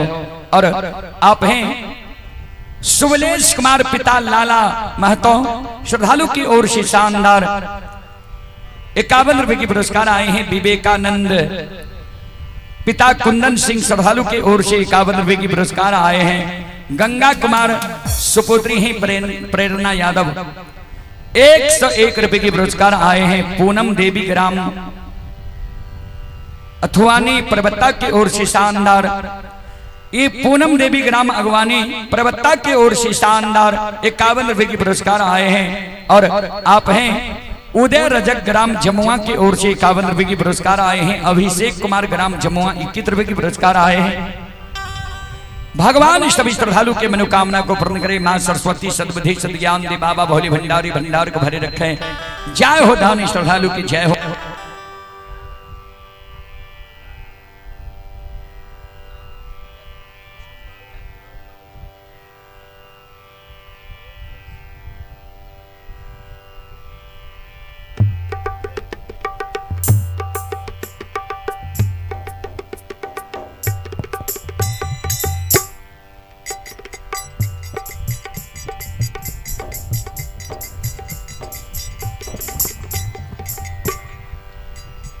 हेलो राम बालक बाबू आदाबारी की ओर से शानदार 51 रुपए की पुरस्कार आए हैं श्रद्धालु को। बहुत बहुत धन्यवाद, लाख लाख शुक्रिया, बहुत बहुत साधुवाद। जय हो दानी श्रद्धालु की जय हो, उनके समस्त परिवार की जय हो। ज्योति बाबा के मां के ज्योति बाबा के पत्नी कहे मां विश्वास करियो यहाँ के बेटा छिया।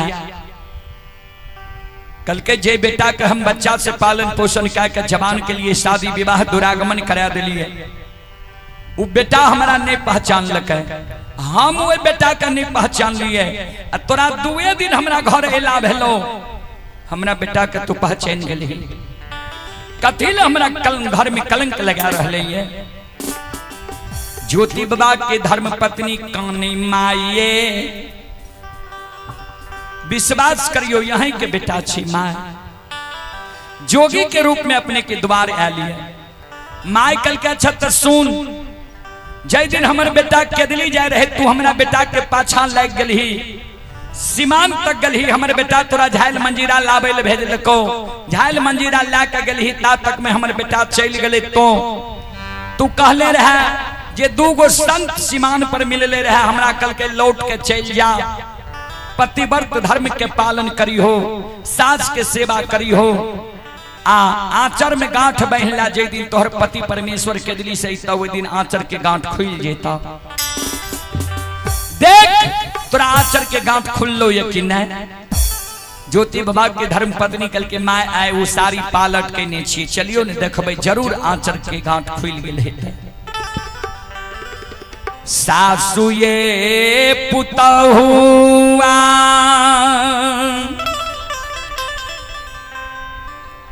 मिल के आंगा,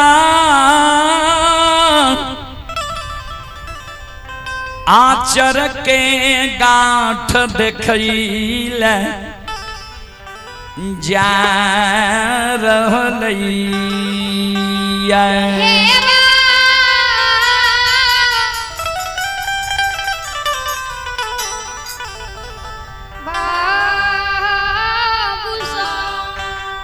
सास पुतोह मिल के जाय छे आंगन आचर के गांठ देखे ले। ता तक में श्रोता सज्जन वृंद माँ बहन बाबू भैया सब ज्योति बाबा मन में सोचे जे माँ नहीं पहचान ले, पत्नी पहचान गले, दोनों में अब झगड़ा भे जीते। वही जगह से सीधा ज्योति बाबा पोपी के सीमा पर पहुंच गए। धर्मराज बाबा कल के सब कुछ देख लो, सब कुछ अमानत छतहर। ज्योति बाबा कल के हाँ सरकार अपने की धन लीला, कोई चीज हमर क्षति नहीं भेलैया। अमानत धर्म के गहवर अशोक वृक्ष जह अवस्था में माय के छोड़ के गलिए वह अवस्था में माय जह रूप में पतिवार्ता धर्म पत्नी के छोड़ के गलिए वह रूप में हमर पत्नी धर्म पतिवार्ता है। लेकिन पत्नी पहचान गले, माय नहीं पहचान ले। माय उल्हन उपराग पत्नी के दे छे, घर गले आंचर के गांठ देखे ले। ऐ कारण ठाकुर जी हमरा पल भर में द्वार पर पहुंचइयो। धर्मराज बाबा माया का विस्तार क्या दिलके। जा ज्योति बाबा के माय और पत्नी घर से आंचर के गांठ देख के आवे, आंचर के गांठ खुल गले रहे। तक में ज्योति बाबा के धर्मराज बाबा माया से द्वार पर पहुंचा दै छै। ज्योति बाबा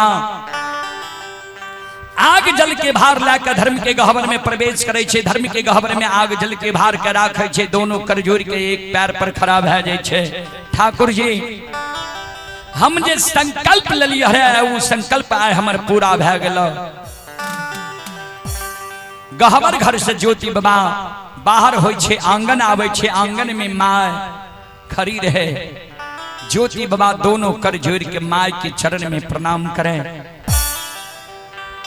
माय के नजर बेटा पर पड़ई छै। माय के आँख से आंसू गिरई छै। बेटा माय जे काने रहे, ज्योति बाबा कल के माँ अब तो तोहर बेटा तोरा आशीर्वाद से केदली से लौट के चले लो। अब क्या तोरा आंख में आंसू छो, किया काने छी? माय कल के बेटा ये दुख के आंसू ने सुख के आंसू छी। जे हमरा बाबू के 12 वर्ष बिना अन्न जल के केदली जंगल ला गले, लौटा के ले आए। भगवान के दरबार में हमर कोनो बोइन जरूर रहे जे आए हमारा बेटा के 12 वर्ष पर लौटा के भगवान ले लिया। माय कहे बेटा कोना बिना अन्न बिना जल बिना नींद बिना नारी के 12 वर्ष के दिल जंगल में तू समय के बिता ली। ज्योति बाबा माय के चरण में गिर गए। माय गे जय बेटा पर माय के आशीर्वाद रहे छे ने, वो बेटा के कभी बाल बाका नहीं हो छे। माय केदली में हमरा दुख नहीं भेले, केदली में हमरा सुख भेले। केदली में जे सुख भेले आब वो सुख हमरा जीवन में कभी नहीं मिलते। कवि लिखलखिन ये बाबूजी, जो सुख पायो राम भजन में, सो सुख नाही अमीरी में। मन लगा मेरो यार फकीरी में। जे सुख केदली जंगल में भले वो सुख आप जीवन में फिर हमरा नहीं मिलते। माँ ज्योति बाबा के धर्म पत्नी दोनों कर जोड़ ले आले बिये।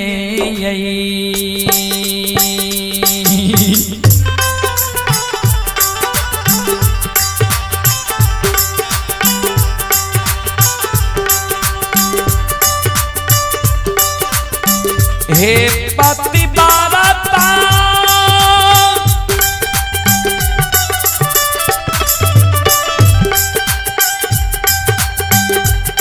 आहे लई बिये।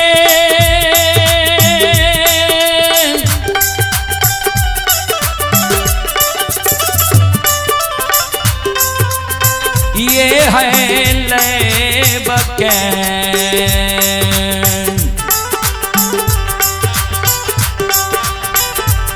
आहे करई छई हे।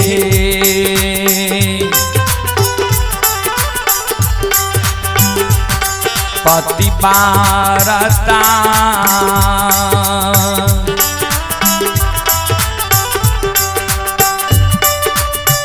पिया के चरण में करई छई।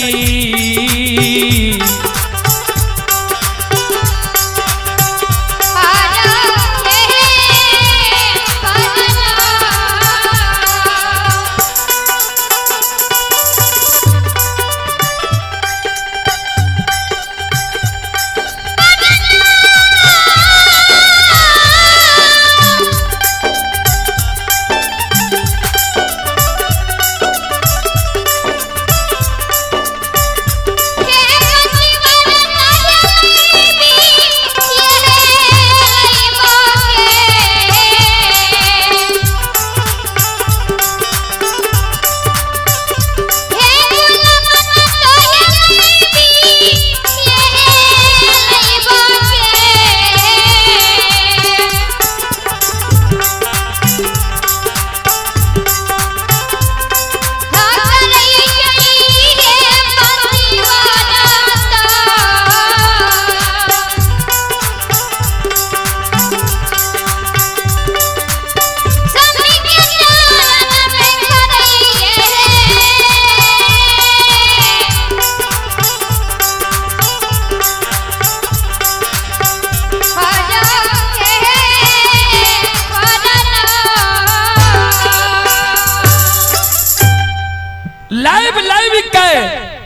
ज्योति बाबा के धर्म पत्नी पति के चरण में प्रणाम करे। ज्योति बाबा बाबूजी संत शिरोमणि श्रोता बंधु जी धर्म पर रहे छे, सत पर रहे छे। धर्म और सत बला के विजय होय छे। धर्म और सत्य पर रहे वाला परेशान होय छे, कभी हार नहीं होय छे। कभी लिखल खिनिए भक्त प्रेम के पाले प्रकर प्रभु को नियम बदलते देखा, अपना मान टले तो टले भक्तों के मान न टलते देखा। धर्म पर जो अटल रहे होगी उसकी जीत, अन्यायी के लाशों पे कुत्ते गाएंगे। धर्म पर रहे वाला कभी पराजित नहीं हो छे, धर्म पर रहे वाला के कभी हार नहीं हो छे। तो 12 वर्ष पर ज्योति बाबा के दिल्ली जंगल से एले संत शिरोमणि श्रोता बंधु माँ बहन बाबू भैया सब हे सुनो सुनो सुन भैया सुन भई।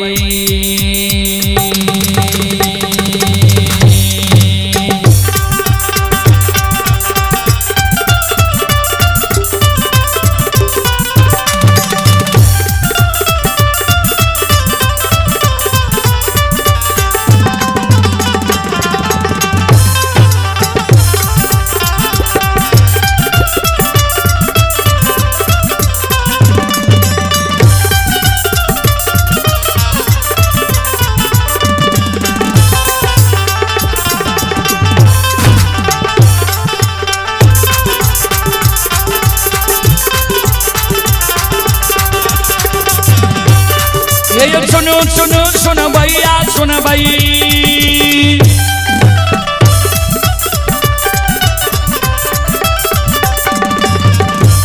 हे सुनो सुनो सुन भैया सुन भई, योग भैया बजो भैया सुन भई।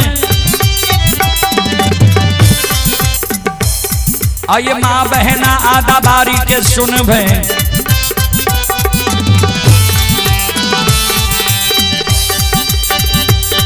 आइए धर्म की बात ध्यान से सुन ए मालिक की लीला के सुन।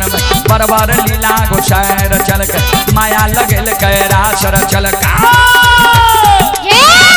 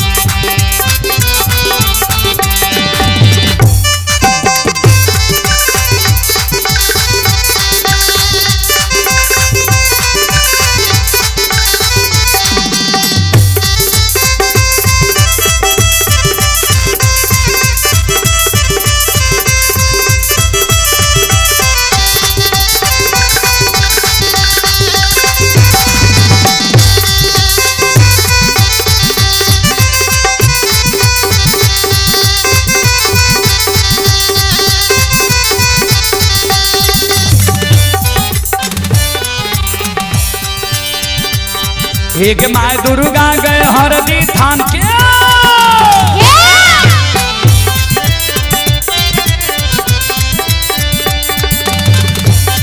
एक माय दुर्गा गए हरदी थान के माय भगवती के मैना गाम के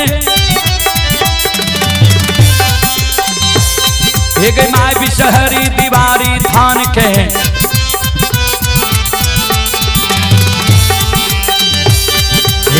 तारा के महिषी धाम के माँ गंगा के मानसी घाट के माँ कत्यानी के रेलवे काट के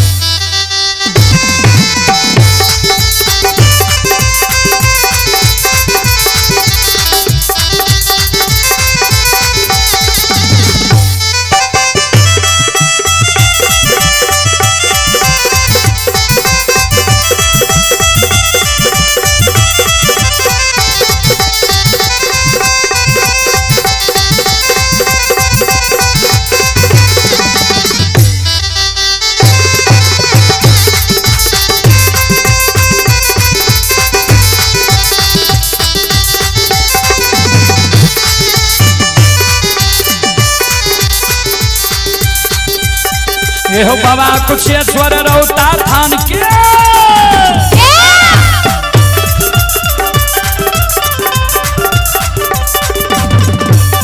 ये हो बाबा कुशेश्वर रौता थान के बाबा करू महपुरा ये धाम के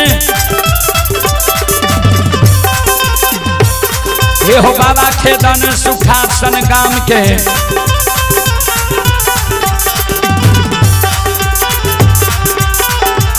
ये हो बाबा हो रोघनी बलमपुर गाम बाबा हो बांचल बीरी गमेल पौआ बख्तर गढ़िया गाम बाबा विष्णु 85 के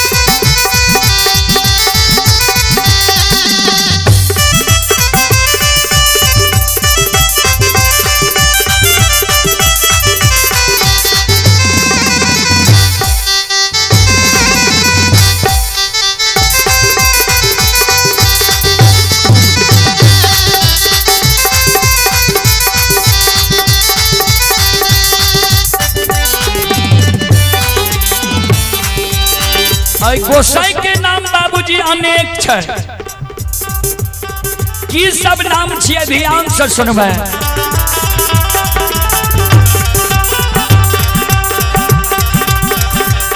हे यो ई देवता सतरंगिया छियै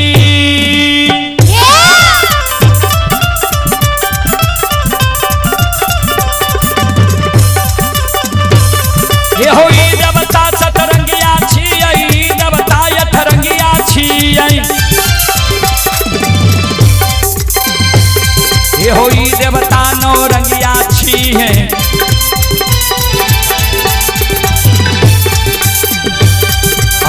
देवता दशरंगिया छियै इनकर नाम अनेक लगैया कोई एकरा निरमहिया कहै छै कोई एकरा छलगरिया कहै छै कोई एकरा बाबू कैलाश कहै छै कोई एकरा निरंजन कहै कोई एकरा निरकार कहै कोई एकरा यमराज कहै कोई एकरा धर्मराज कहै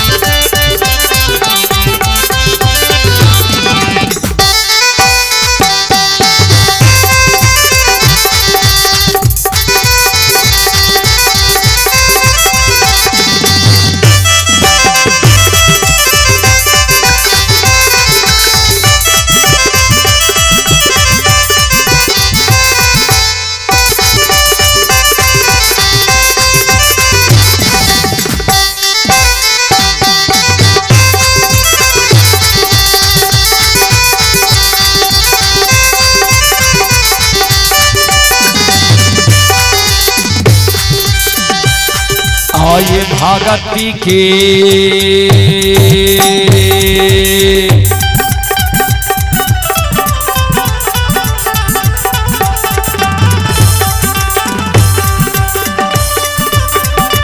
यो बाबा भगती के बादशाह में हे यो बसै छै समाज बाबा हे यो बाबा दुलारुआ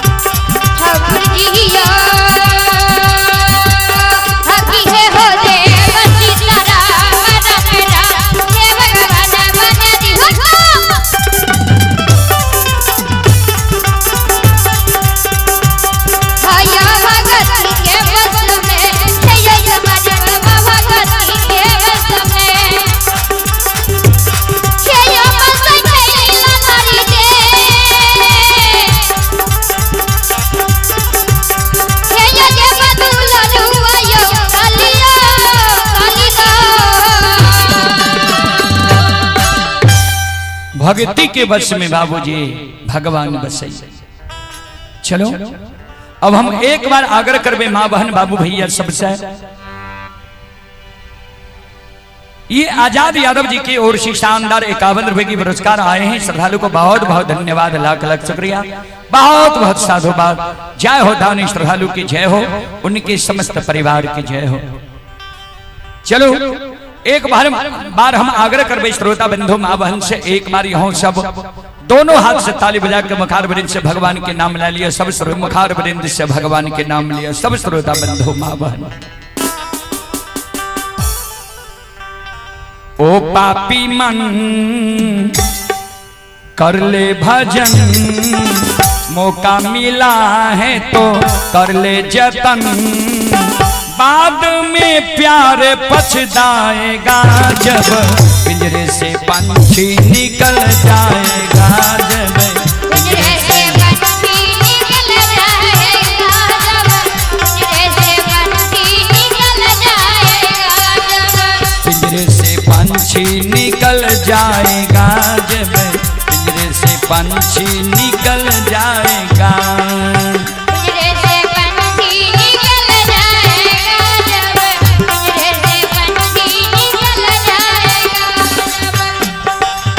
भगवान के दरबार में संकोच नहीं करो।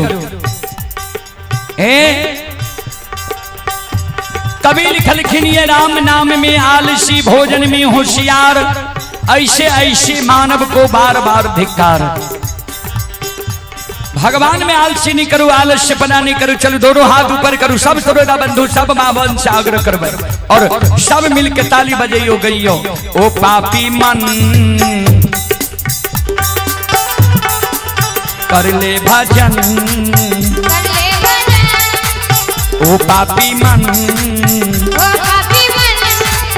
कर ले भजन, मौका मिला है तो कर ले जतन, बाद में प्यारे पछताएगा जब पिंजरे से पंछी निकल जाएगा। जब पिंजरे से पंछी निकल जाएगा, जब पिंजरे से पंछी दोनों हाथ उठा के सब श्रोताओं माँ बहनों से आग्रह है।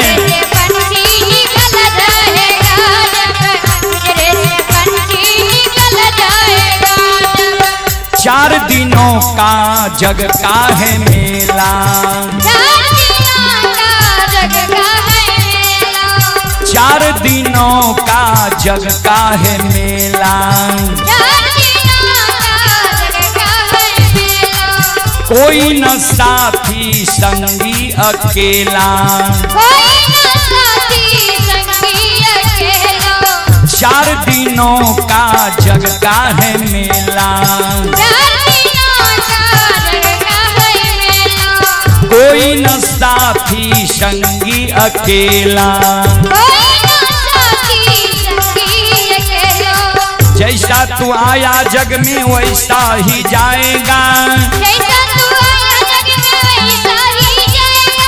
मुट्ठी बांध के आया जग में हाथ पसारे जाएगा, बाद में प्यारे पछताएगा जब पिंजरे से पंछी निकल जाएगा। जब पिंजरे से पंछी निकल जाएगा, जय हो पिंजरे से पंछी निकल जाएगा, जब पिंजरे से पंछी निकल जाएगा, जब पिंजरे से पंछी निकल जाएगा, जब भाई बंधु कुटुंब कबीला, ये तो जग का झूठा झमेला, मरने के बाद तुझे आग में जलाएगा, 13 दिनों का तेरा मातम मनाएगा, 13 दिनों का तेरा मातम मनाएगा, बाद में प्यारे पछताएगा जब पिंजरे से पंछी निकल जाएगा। जब पिंजरे से पंछी निकल जाएगा,